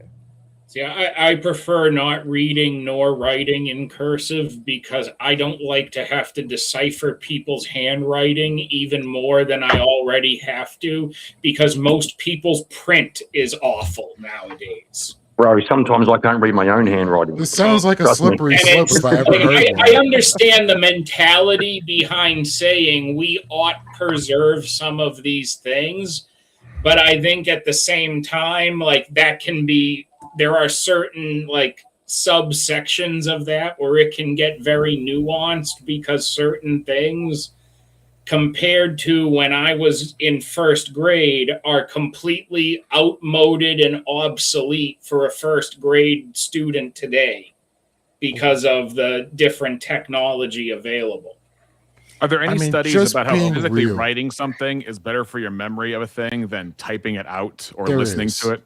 Yeah, There so is. at least physically writing something, there's proven scientific studies and benefits on that, because I vaguely remember something to that. So, it's easier to remember things after you write it down. Yeah. Yeah, it's right, because your muscle memory is then tied to your actual exactly. conceptual It's memory, more and then it muscle makes it even more memory. bonded. But my issue with the whole hypothetical of this is, if we can still get scans of documents, why wouldn't we have digital printouts of those documents based on the scans that we have? What good is it when you don't have people who can't freaking read them? Even Then if why would you be able to read the why shouldn't you have people that should be educated enough to read them? No, bro, what I'm saying is if you had a digital copy of the Constitution, which is written in cursive, and you can't read cursive, would you not use a program to translate it? Yeah, it's just going to happen if you have the digital fucking copy.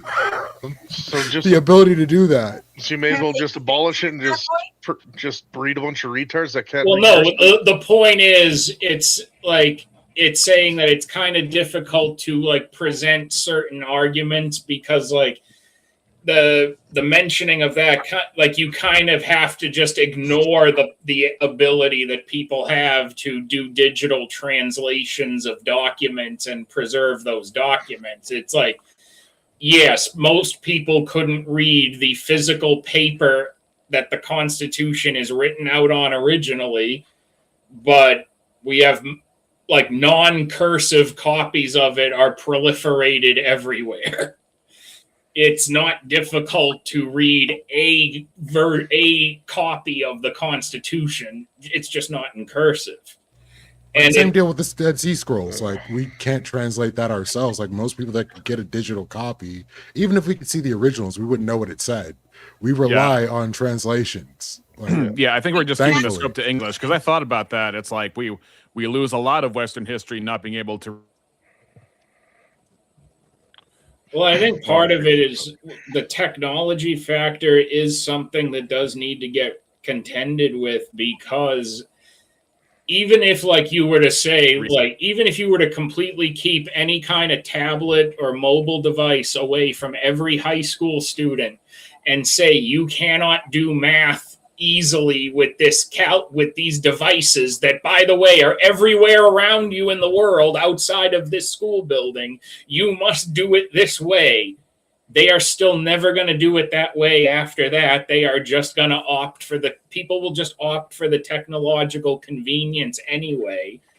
And then for most people that have been taught that, it's right out the window of their head anyhow.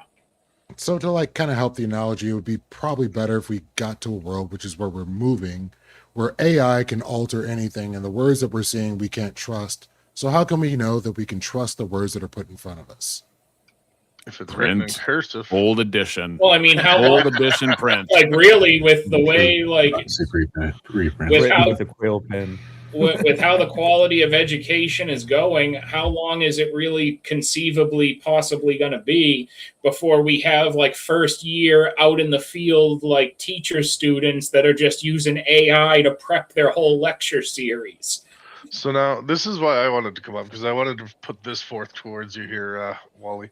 So what if we didn't abolish, but we completely restructured the Department of Education to the point where the federal should have more control?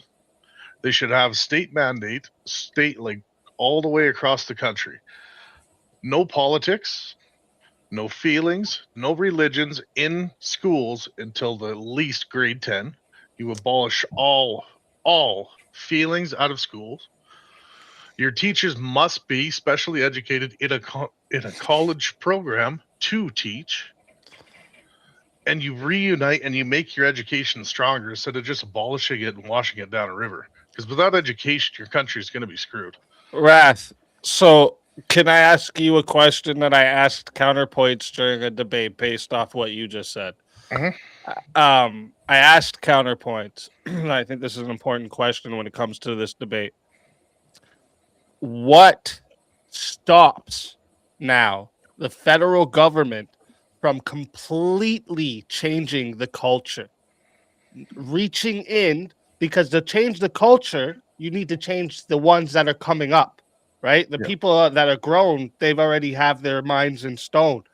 All the young ones that they can mold, that's how you change the culture. And even CounterPoints brought up, yeah, you see that with the trans shit going on with like gender affirming for kids in school and keeping it secret from the parents and all this type of shit. This is what I think is a huge issue when it comes to the federal having complete control, because you mentioned more control. So like what's the thing the boundary we have that makes sure that they don't completely change the culture and make everybody a bunch of Satan worshipers? or whatever. You know? I think it would basically be almost have like because it's have everyone thinking unrealistic. Barney is God or whatever. I don't know. Like It's like, unrealistic to say we could somehow expand the Department of Education, empower it to do what your average Joe actually believes that it does already. So really, you could say a lot probably wouldn't change because everybody thinks the federal government does this shit as is. No, Wally. they do not. Have No, you no. seen our school systems in the Wally, last 10 years? what you end up with is if anybody ever watched Harry Potter, is like the Professor Umbridge, like that bitch, that chubby bitch that walks in and she's just an absolute nightmare to everybody. Do you know what I mean? Yeah, That's what you end what I'm up with saying when is it overreaches. The there's mere no fact that way- we're entertaining the idea that the government can regulate education, I'm not. how can they regulate knowledge? It's What I'm ridiculous. saying is what I was saying, because I didn't get all the way through that, there's no way you could give it all that authority and then somehow come up with a way to keep agendas out of it. It's going to be agenda driven and dependent based on whatever administration is in power. And then at that point, when you keep switching administrations and parties back and forth, how do you fix this now? Because, let's say this was how the DOE actually worked under Biden, and they had 4 years and they staffed all these schools and put all this new curriculum out. And then Trump comes into power, and it's like, well, what do? Do you just start restaffing all these schools and get all these teachers out who won't accept the changes? That's not realistic. And how much time do you have to do all that and all of that, right? So like that's the whole thing. That's why I bring up this question. It's like I get the idea of, because this is a argument I've done on my own a lot of times. I've went through it so much because I see both sides of the argument. And one of the main things I think is a huge problem is if they have complete control of the standards, now they have complete control of how the culture is molded as well. Because the education system, the public schools where all the kids are gathering and learning the same thing together and then talking about this after school together, that's what forms culture, right? Like this is a big, huge part of what forms our culture that we massive chunk. Partake in. Connor was already media. There's the concept called the Long March Through the Institutions, which was when the communists realised that the proletariat hadn't risen up and taken the means of production. They prescribed what they should do is spend decades infiltrating the institutions, including education.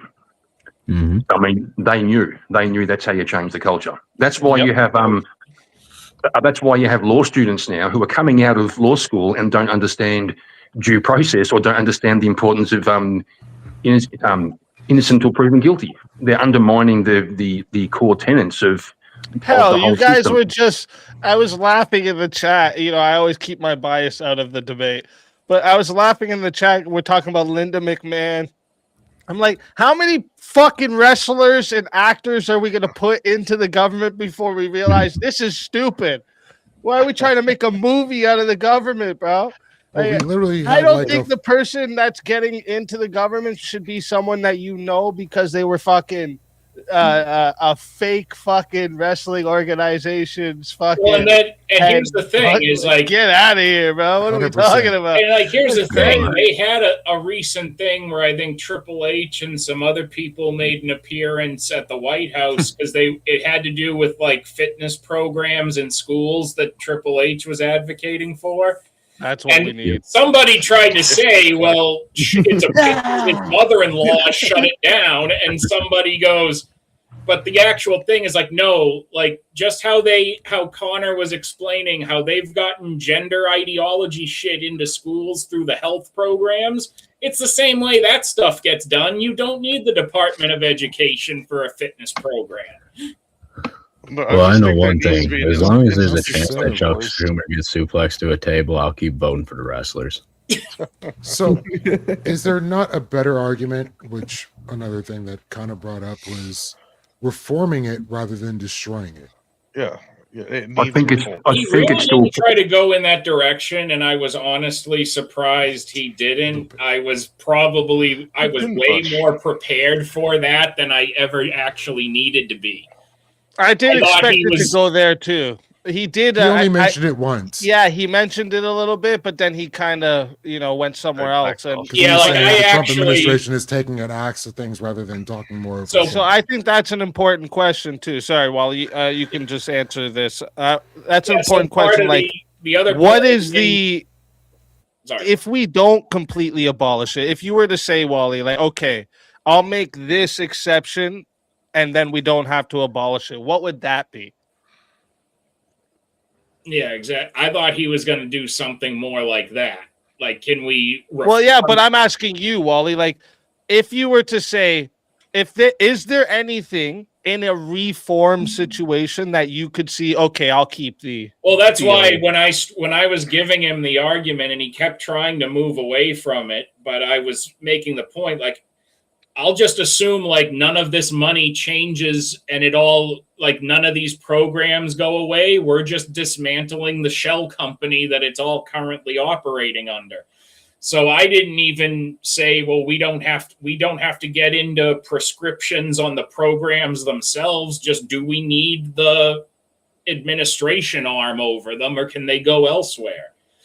So I didn't even try to give him the opportunity to get it into like reform, and he didn't even end up trying to go that way. I'll tell you another reason why departments of education suck. Okay, I'll tell you right now. All right, I learned something this Christmas that is both a gift and a realization of how dumb I am. Okay, so all my adult life, I've measured myself 5.8, right? That's what it comes to, 5.8. So I've told everyone my whole life I'm 5'8". That's not how tall I am. I am 5'10". And if I ever fucking could get the best gift in the world, okay, my wife explains it to me because she was filling out some paperwork for me, and she's like, I thought you said you were 5'8". I'm like, I am 5'8". And she's looking at my license. She's like, no, that's not 5'8". That's 5'10". I'm like, yo, this whole time I thought I was the average height. I'm not the average height. So y'all better fucking put some respect. I'm tall, guys. All right, I'm tall. I'm a fit. I'm tall. I'm tall. You got another 6 inches to catch me, but you're almost there. Does that mean you can tall. booster And seat this off is the why wish our education system sucks, because they didn't teach me fucking the math conversion right. Okay. I mean, you're better off being the exact height you are because everything's built for you, so you're good. Yeah, but here's the thing, though. At least, does that mean you can at least take the booster seat off your wish list? That's it. That's right. That's right. But the You squatty finally potty ride those stays. rides at Universal again? Oh. Throw out the high heels. That's it. No more. I'm tall. Yeah, no more guys. shoeless. Got this. Yes. I'm tall. Shit. I couldn't believe that shit. I was in shock. I was like, no way. Literally my whole adult life. I have music with lyrics say short 5'8" in it. Like, I literally my whole life I've been 5'8" to that. I've had no problem telling, I'm not a big guy, bro. I'm 5'8", bro. I'm pretty small, bro. It's like I've said this numerous times on stream. Numerous. I'm not 5'8". That's fucking insane. But yeah, sorry. I just had to. You guys reminded me of that just now. I just thought, if we had a better education system, I would have known that. It sounds like fractions are a bitch. It sounds like you feel much better sharing that, SpeakEazy, like getting it off your chest. It's I'm tall. Yeah. I'm tall. Fuckers. No, I'm tall. yo, listen, y'all know I'm already a confident person. I was just told I'm 5'10", bro. Would you say that the 5'8" life built the 5'10" future? I even felt like I started seeing things at a higher height. Like, you know what I Well, mean?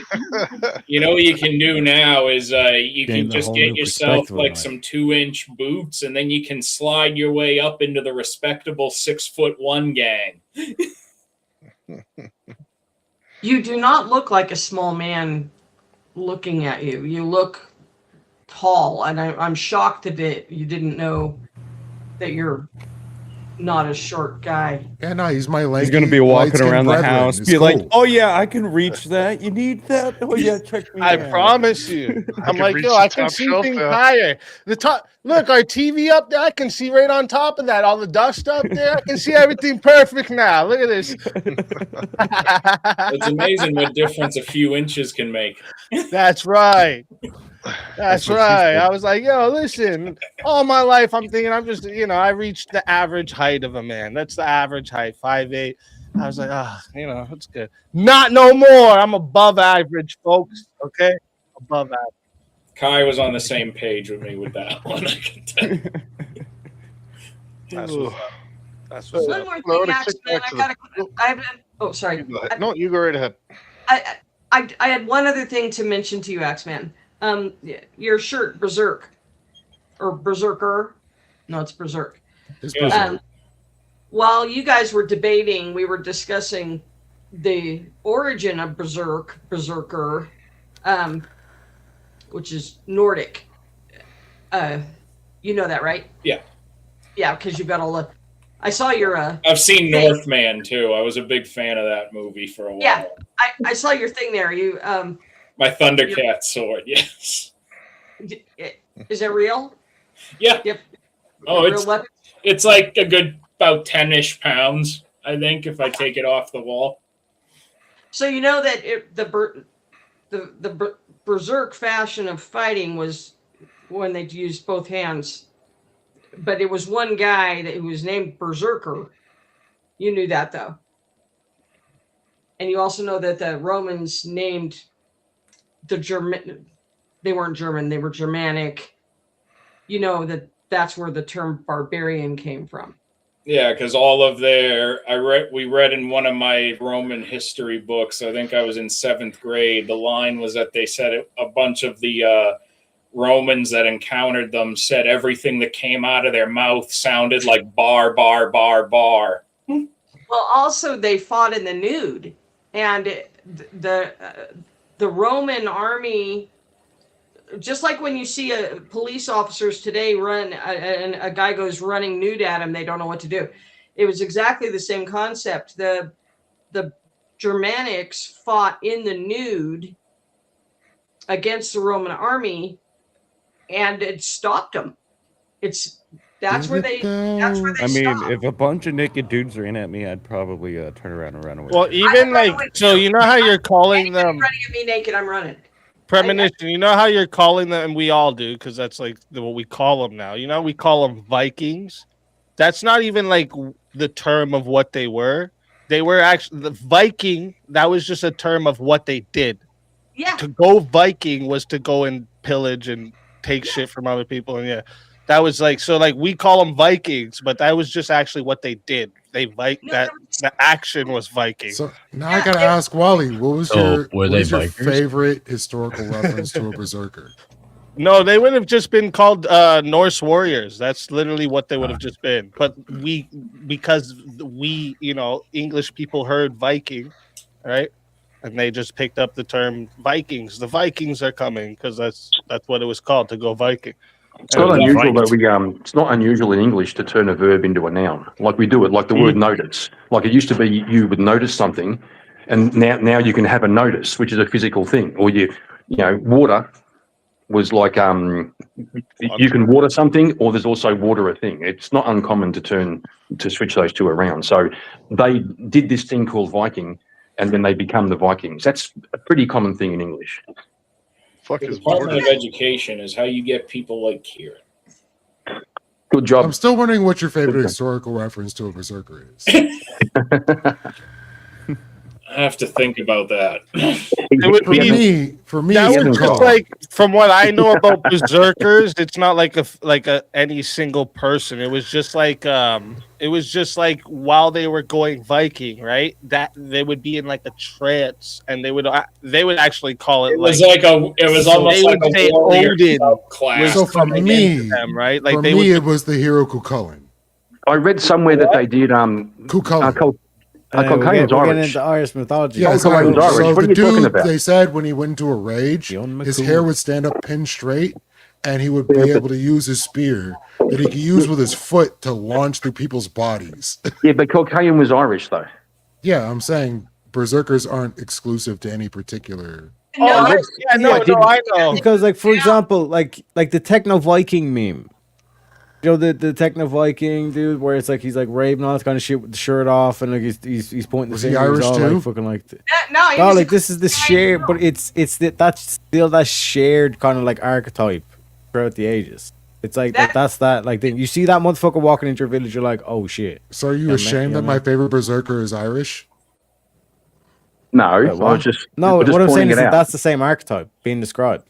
If Yeah, they're naked, it's don't you the just same use story. fire? Like I lots did of read. fire arrows, I did. lots of I boiling did. oil. I did read somewhere a long time ago. I can't confirm it though. That the berserkers used to take some sort of drug, like there was something they used to chew that would.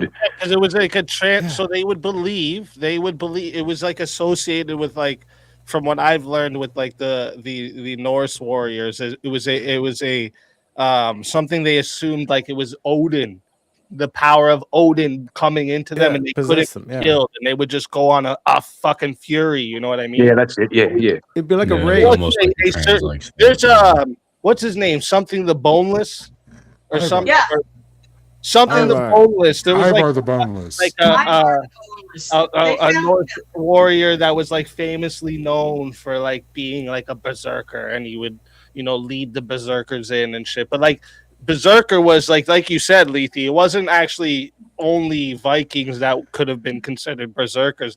Like, you know, I'm sure the fucking you know, what's those Hindu, what's the name? Persian.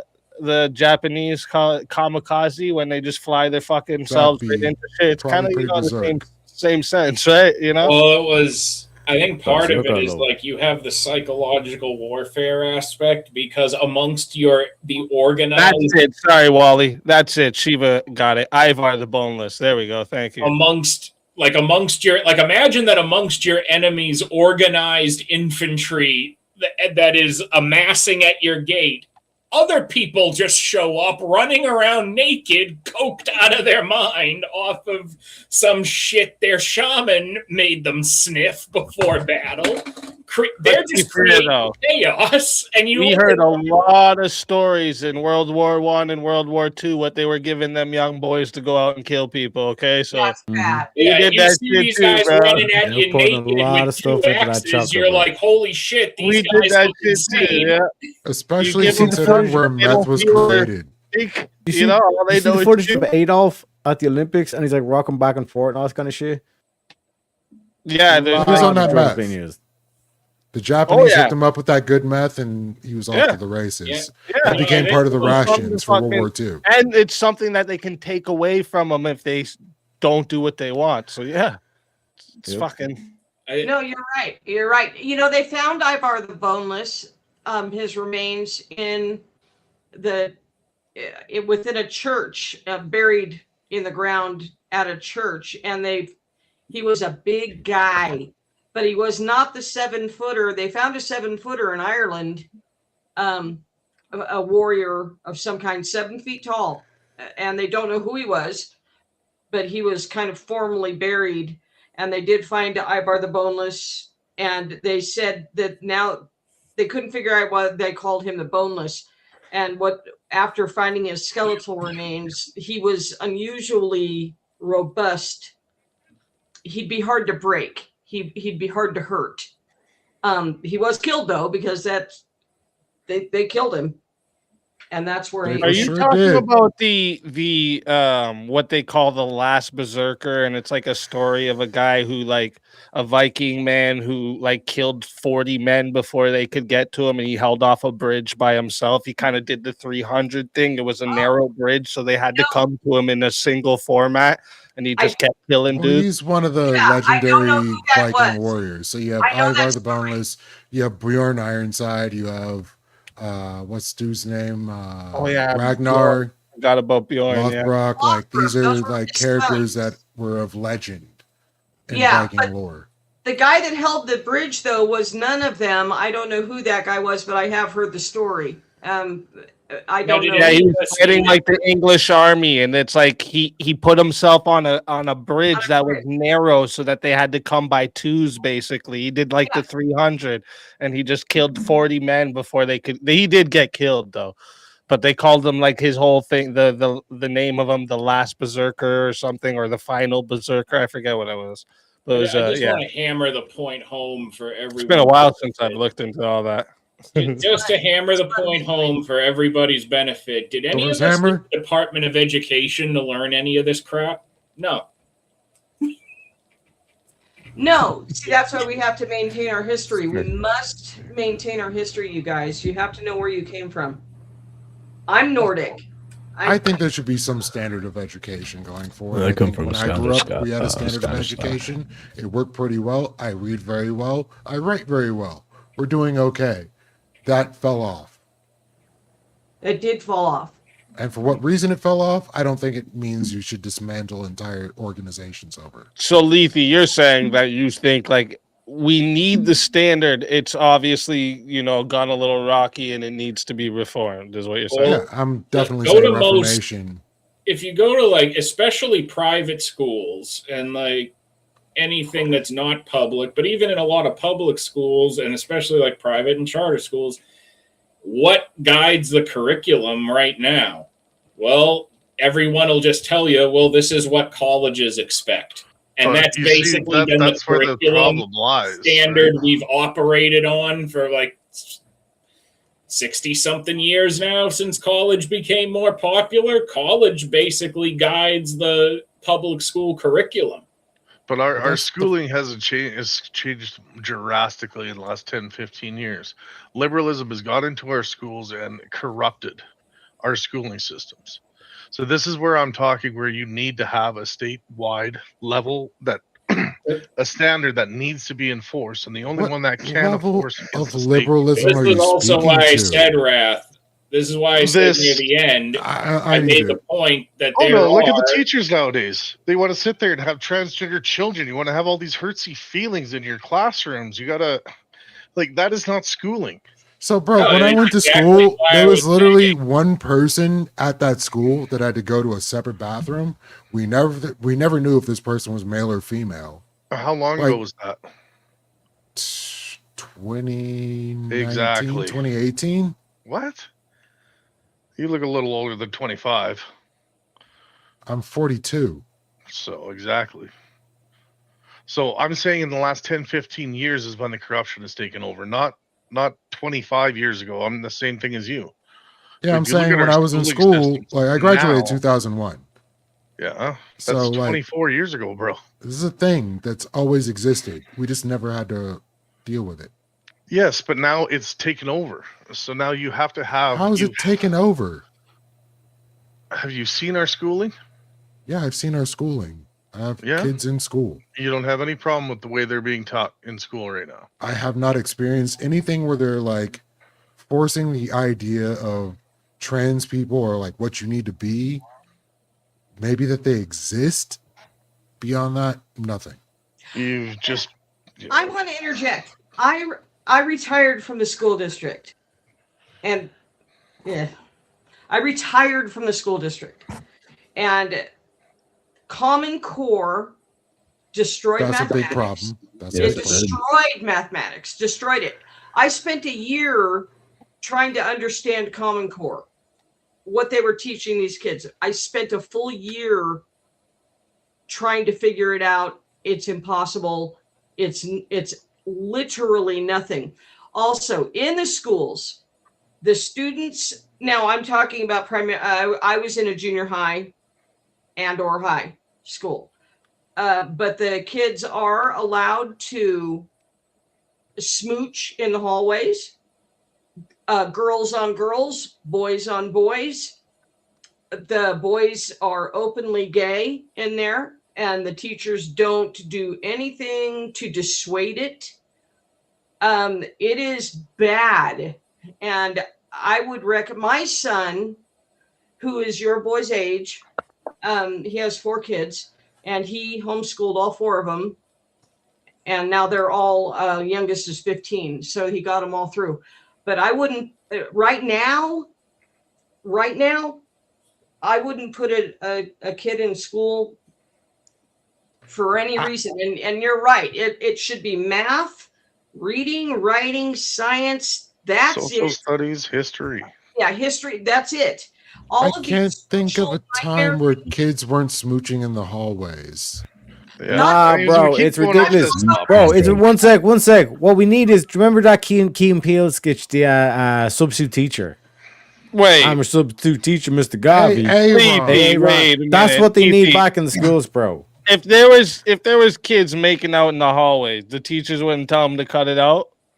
Not that I recall. Teachers weren't roaming the I hallways. remember this in school. You Well, get okay, to slapped be fair, with my rivers. high school. Okay, to be fair, my high school was a Catholic high school. Yeah, I was So in a maybe public that's- high school, and the teachers maybe were that's showing up why on coke. for high school. Fucking nobody was showing up in the hallways. Like, But, yeah, in, hall but in monitors. grade school, in grade 7 and 8, I went through a public school in grade 7 and 8 because of locations and different things that was going on with the family. So I went through a public school in grade 7 and 8, and it was the same thing. If there was like a girl and a boy like hugging up on each other, like laid up on each other during recess and shit, the teacher would say, "Hey, what are you guys doing? Separate that." They wouldn't let that shit go on. So Yeah, I don't recall any of that because there was hearing this all just that going now, I'm on. like, what the fuck? They're just letting I saw kids that make out every in school fucking now? day in high school. It Teachers are wasn't too a busy big making deal. out with students themselves. We get told to do a fucking lap at the school. You know what I mean? You'd go to That detention. Irish guilt you got going on is terrible. No, because you're time wasting. We're here to fucking learn a lesson, right? And like, this is the thing. In terms of the education system, it's all about like this whole trans thing is like this thing, the subterfuge to go do the whole PDF shit. This whole like look into queer theory and like what that actually is and all this kind of shit. This goofy nonsense. What is it, Judith Butler? That bitch. I'm telling you, they need to make Salem witch trials great again with that bitch. That's all I'll say about that. It's TOS friendly way of saying that shit. Listen, it's TOS friendly. But what I'm saying is like that's what basically what to base grandma's point, like that's basically what they're trying to do. They're trying to do this whole like drag story time. Why do they have to do that with kids? Why not with the elderly? You know what I mean? Yeah. Leave the kids alone. They need to learn. Get out of our schools, and it needs to be state enforced across the country. Or else You know, it you're would gonna make have the most sense to do it at the elders' homes because then they can accept their fate and be like, you know what, it is time to go. You know, My I've had goodness. enough. Peace out. because For real. if you I don't just do it want to. through- I'm sorry, go ahead. Sorry, no worries. I just want to quickly remind the chat. Okay, I put a super chat goal there. Okay, it's gonna end in an hour and 20 minutes now. If you guys want to end off on a hot seat tonight, all right, you gotta fill up that super chat goal. All right, so there's 30 super chats. It can be, I think it's $2 is the minimum. So yeah, get those super chats in if you guys want, you know, a last hot seat of 2025. Also, real quick, we have some good stuff coming in the new year. Okay, quite a bit of good stuff coming in the new year, and one of them. All right, let me. Where in the world? I thought I had this loaded in already. Did I not?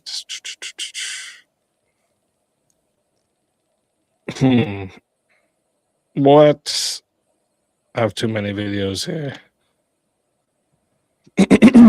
Maybe I don't. Maybe I gotta load it back in. Hold up. Hold the phone. By the way, does my internet still sound awful? Because you sound good. No, you're good. Okay, good. Mo Rebuttal was like, "Why are you in McDonald's somewhere?" I'm like, "I'm trying. I had to move furniture to get the Bluetooth waves back to my computer." Well, you upgrade to a Starbucks. You doing good. Good. Well, while you're at it, re-examination, can you ring me up a large number 6? Okay, will that be diet or regular? 0. Diet actually raises your blood sugar just like regular Coke. Good call. Extra That'll salt in be your fries. $42.50, please. I'll take 3 double cheeseburgers and a Diet But first, Coke, how please. much do you make? That's none of your business. Boys, I want to say goodnight. You're all lovely. Thank you. You too. Thank you. And SpeakEazy, good. Tell your wife good night. She's also lovely. And I'll try. And you have a thing tomorrow night, right? Oh yeah. Okay. I'll be there, but I'm an early bird. So you guys are just so sweet. So I'll see you the next time. All righty. Thank you for coming. God bless Premonition. Have a great night. That was things women Have can't a say. great That, night. women can say that men can't say, because if any dude in here said that, we'd probably be catching one from Speakeasy. Bro, have you not heard Karen? Be one of these. Gay. Like every second derailment that Kieran does is a gay one. I'm telling you. He hugs there guys you go. from behind. Like one of his counter arguments He to hugs your guys argument from is he behind. just says that's gay, and he thinks that's a counter argument. He just calls it gay. Or that's just retarded. Right. That's the other one. Yep, the our reliables. Right. You can So always yeah, count on I'd Kieran. rather see a more rigorous math and reading curricula for Americans, because that's where we're losing for the most part among the world yeah. stage. Absolutely. So the- But, So, like, Back to the basics. abolishing the Department of Education, I don't think gets us there. no. I think we need a more concerted effort. I think the government is more, I'm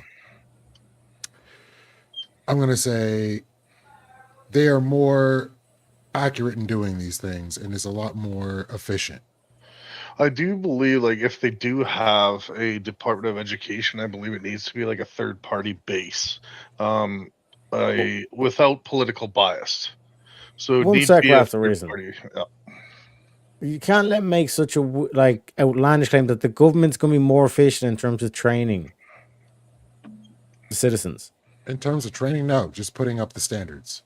The standards that need to be upheld Bro, for the Like, just- do you ever like work a corporate job or see any of the corporate shit that they do? Unfortunately, yes. What you mean unfortunate? It's a great experience because then you see the actual thing, you see under the hood. Like you've seen like their training videos and all this kind of stuff. The way like that's all automated, the onboarding process. You know what I mean? See the way that they've worked that down to a skill. It's like, are you telling me that like a public school system is going to give the same level of like execution in terms of the shit Oh, that you you think need that's to know? good? I was misunderstanding you. I thought you thought that was bad. No, In terms of terrible. just teaching, how's that terrible? Just teaching because them all the things they need people to that know. work for the under management are fucking woefully inept unless you get like a critically wonderful person to work. Like they're going to be exceptional people. All the people training that way don't know shit. And then They he just gets to defer you to other people all the way if around. all the corporate videos that I watch, if you just follow the corporate videos, it's like basically it works flawlessly. Yeah, but if you don't not been my have somebody to experience. govern the state, you're going to have states like California that are going to do whatever they want. You're going to have a bunch of floozies in the schools, and you're going to have a bunch of transgender in them running around. They're going to take away from the actual education that the children need and just start teaching all this wish-wash bull crap that's already in the schools. And I'm in Illinois, and they just strangle us to death because it's pretty much guaranteed that the demands of the schools are going to get raised. The teachers' unions are going to renegotiate every single year. It's going to go up and up and up, and everybody's going to leave because the taxes go to a great degree to failing schools in Chicago. Well, and this is part of Like, the let's problem. say- And isn't that part of the problem where, like I said from the very beginning, a lot of the issues people are most concerned about, the DOE has really no involvement with in the grand scheme of things, if they do at all. A lot of it is everything that people mostly care about is state-based, but then what happens? It's hard to get people don't mobilize enough people within that state that you become a persistent pain in the ass of the system and can actually get something done about it. Wally, I wanted to ask you when was the Department of Education actually instituted? 1980. What happened before that? Like surely they were running forever. Education without was them. better. Yeah, that's what I was Education wondering. being handled by the states, and that system has never changed since. Just the DOE was added on top of it, mainly because they wanted a central government body at that time in context of like immediately like post Civil Rights Act to make sure that school districts didn't try to collectively slide back as far as the desegregation. Gotcha. So they saw a risk the same risk that Speak was speaking about before. You can influence the culture through education. So if the states decided to indoctrinate the children within their state towards moving away from the federation, then I can, yeah, right, gotcha. They were looking to, Yeah, this is why this yeah. this argument goes. Like, I can see really good arguments for both sides of this, actually. Like, so that's why I see that. And shout out to Word War Debate over here. I'd like to see 1,000 super chats come in to see if SpeakEazy's arms gets tired from saluting. No, I'll just use the other one if it gets too tight. You know what I mean? I'm gonna switch hands, I guess. But you heard him, Chad. We need 1,000 super chats. Do you see that? But real quick, I wanted to just run this by everyone. All right, soon coming. All right, we have a great show that's going to be happening every Thursday or every second and fourth Thursday in 2026. All right. No prep, no warning, no time to think. Walking cold, stand your ground, say what you believe. No script, no notes, no place to hide. Redactions drop, the room goes live. No prep.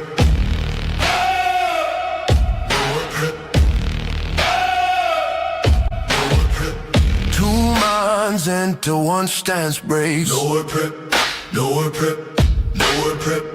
No topic, no opponent name, just pressure, just fire, just debate. No prep,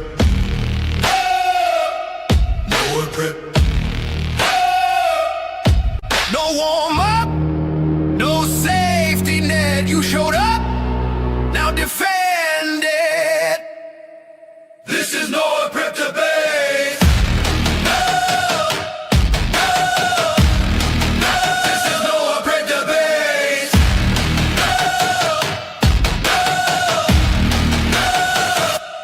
No prep. Let's fucking go. crazy. Nowhere prep debates. Okay, Yeah, so the that's concept good. is That the concept is really got for Christmas easy. You got elevated to the same Shut height. the fuck up, Wally. Bro was trying to do a promotion here. So the concept of it is, right, Rob is gonna have no idea who he's debating, okay, no idea of the topic he's coming into. All right, I'm not even gonna like let him even have a hint by saying, hey, how do you feel, what side of this topic are you on? None of that. He's coming No Donna in Brazil. completely blind on this one, okay, and it will only be to reveal to him the day of the debate, and he's going to debate the topic. If it happens that he like completely agrees, he will either take devil's advocate just cuz, or we're going to find something you guys disagree on within the agreement. So if anyone's interested in doing this, again, you're going to have all the prep time. You're going to be able to write your opening statement, everything ahead of time, and he's got to go completely off the cuff. And like, I'm staying, and like, I even ask for the people that are going to be involved in this. Like, I got the first two for January already booked in. I ask you guys, all I ask is don't promote it, because it'll defeat the purpose, right? You can stream day of or whatever, I don't mind, but don't promote it, because then Rob will know, right? And Rob can't know any of it. He's going to come in completely blind. And I think this is going to be a crazy, crazy concept for, and like I said, we're going to do it every second Thursday for the beginning. And if it like really picks up and a lot of people want to participate, we might do it every Thursday. Yeah, I think it's going to be a hit. I think it's going to be a wicked show. No giving. I'm telling you, Rob fucked up though with the whole hot dog shenanigans. I'm telling you, he left himself open and vulnerable. Just going back to the conversation with Wally. And Abby says, if you enjoy the stream, give a like. Thank you, Abby, for the $10 super chat. Go ahead. Karen. Notice how somebody talks thanks, about man. hot dogs and fucking Karen jumps Wally, right in there. I think I was looking into the history of the education system, because when my kids were teenagers, I got sick of the school system here in Australia, and I pulled them out of school, and we did some homeschooling for a couple of years. The history was insane. I think it was in Massachusetts when they first tried to introduce public education. The military had to turn up to take the kids to school because the parents were like, "What the fuck is this? We We teach our kids. We don't need the government to be, and it was kind of mandatory where the military actually came, if I recall that correctly. So even the whole background behind the idea of public education is really colourful and kind of interesting. You tell me about the state of Massachusetts and people being forced to do something and having been born and lived there and raised there, I'm inclined to believe everything you say after that. Really? You say this, Wally, as like Massachusetts is #1 in reading scores. Oh, it's probably not. I don't doubt that. I think I saw recently there's I just think when he's talking about the history, that the idea of having the government show up and force children into a school building starting in Massachusetts, I can't say that surprises me. Yeah, I think I got that correct if my memory serves me right. So I was just curious about that. Yeah. Yeah, it's insane. And then if you look back even further to the history of Western education, it goes back to Prussian culture, where they were literally doing education to train obedient workers and soldiers. That was the format. That's why the school was so regimented. Schools regimented? That's why this whole... They used to be. That's why Connor's whole appeal to history with education to me seemed rather pointless, because pointing out that, like saying, oh, well, back then we did a lousy job teaching literacy. Well, back then most people weren't literate in general. Yeah, that's right. I'm saying, like, you can look back toward... That's like saying back in the 1700s, most people didn't own a gun. Well, in fairness, literacy in the West significantly increased after the Protestant Reformation. That sounds about right. Yeah, because no comment. I say I did mention 100, but that's a bad example. I was trying to go for a year where like. Oh yeah, well, illiteracy was still like way common even in the 1700s, especially in the colonial areas. A lot of times, European empires would send their degenerates and their deplorables over to the colonies. Isn't it amazing how the Reformation bolstered reading? Now people can't even read the Ten Commandments if it was put on a wall. Yeah, it is crazy. And the as far as I know, the Protestants in America were a huge part of the formation of the federal system, or even the development of education and culture. Like, well, a lot of our federal government's based on Presbyterian piety. Mm-hmm. That's why we have House and Senate. That's why we have councils and Congress and all those guys. It resembles the Presbyterian setup. No, it's like when I understand with like the whole debates with the 10 Commandment thing in school that Connor was bringing up, but ultimately it's like in the back of my head I'm thinking like that's still not endorsing a state religion, which would be operating to the letter of what the law says they can't do, which they're not doing just by putting a 10 Commandments dedication up. It's not like we're not nailing the 95 thesis to the chalkboard or anything. Well, it's not. Well, there's a big leap between putting like that kind of monument up and then, like, say, like the governor and the legislature actually signing a formal declaration that they endorse a state church. Well, saying every time you do that is opening up for every other religion to come in and put in something on their behalf as well. Correct. Well, which was the original in Oklahoma, don't we? Which was the original point of the that the government can't endorse a religion, was to protect Christians from other Christians, because in between states there were Christian sects that were fighting with each other, and it was really the idea that you couldn't have one of those particular Christian sects who would take over and ban the other Christian sect. Right. It wasn't like religion bad, we're all atheists. No, it was quite the opposite. It was religion good, and we also want people to adhere to their conscience as they see fit. And so we don't want to have yet another oppressive regime like the king. Yeah, and I think also I think it was Adams who said that the Constitution would only work for a society that was like moral and had its own way of maintaining its morals. I think he was alluding to Christianity, that the society had to be driven by some kind of moral compass, otherwise the freedoms of the Constitution wouldn't work. Yeah, even for deists and secularists at the time, the moral framework was Christianity. Hmm. And even for the deists, you Well, that's could even look exactly at some why of they could Thomas not have Jefferson's letters. priests. He was a popular deist, but if you look at some of his letters, he reads more like a non-denominational. Whose Like letters? he's not I affirming. missed it. Thomas Jefferson's. Oh, yeah. So when Thomas Jefferson was writing the Baptist Church and stuff, it was reading more like a non-denominational. Like he wasn't conforming to a denomination, but he still believed in the Christian God. Right. Because he used terms like our mutual Father when speaking to Christians in regards to the higher power, which I found really, really interesting because the only reference to separation of church and state is actually found in a letter from Thomas Jefferson to a Baptist preacher.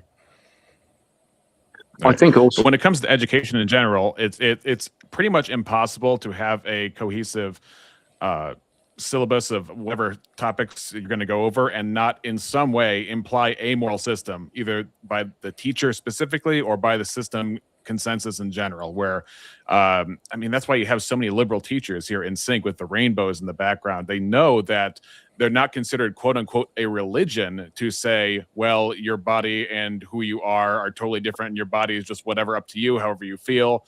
And that's why we can give you all these spiritual doctrines. We're just not going to call it spiritual, we'll call it science, and then you'll believe it, even though there's no science to back this up whatsoever.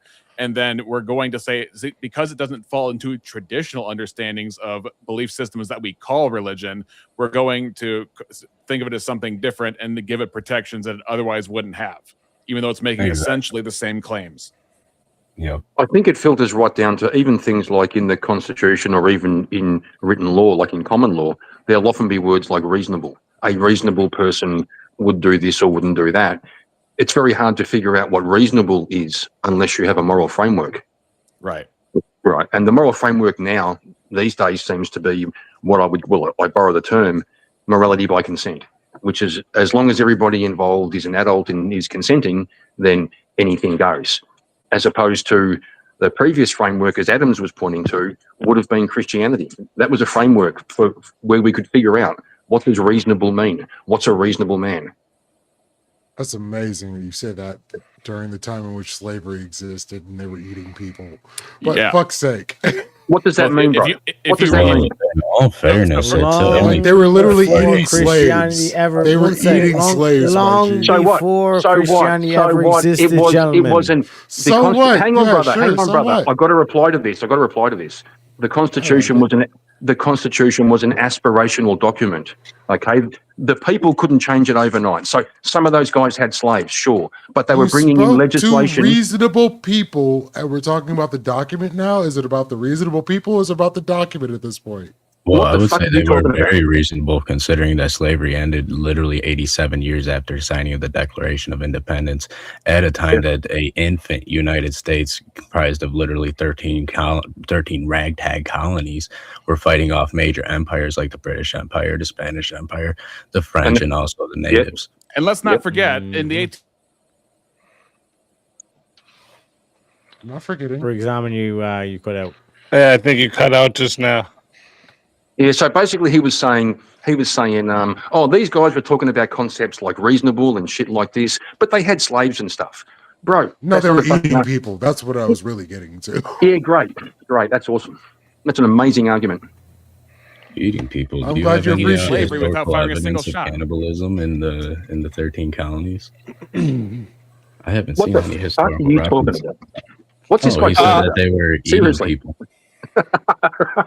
Real quick, just to remind everybody in the chat, there is an hour left if you guys want to get a hot seat segment in. For anyone who doesn't know what a hot seat is, okay, it's a series of questions, 4 rounds, all right? The first 3 rounds are 4 questions. The last round is 1, all right? And it's a segment I designed to have a cool little, show that we're going to put into video form. And, we all have fun with it. We all have fun here doing it. So round 1 is the trap card round. So these are like questions I've built to like trap us into roasting each other.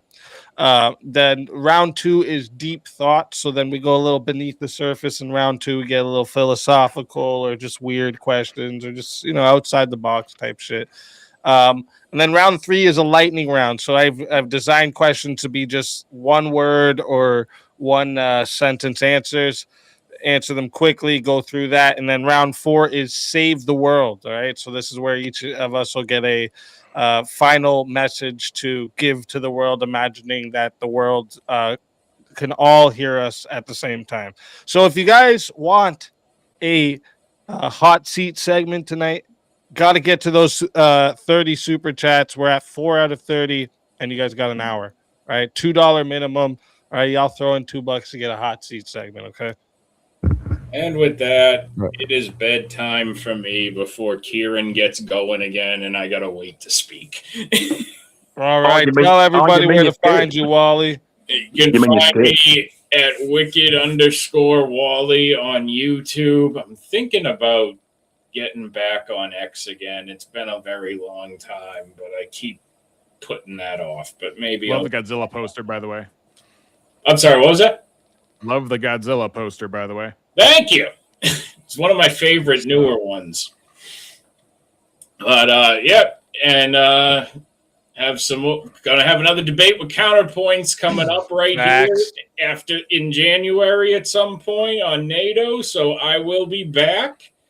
And, you can catch me popping in on Verbal Combat every now and then. Night, Wally. Mod, Night, share night. Wally's Gentlemen. channel in the chat for us, and thank you for coming tonight, Wally. Happy to help take the year out with a bang. God bless, Wally. That's what's up. God bless. Have a good one, man. Okay. It is over. I have hung on till midnight. And I am tired. Good night, and God bless to you all. Take it easy. Hope you all enjoyed the debate. We'll see you next time.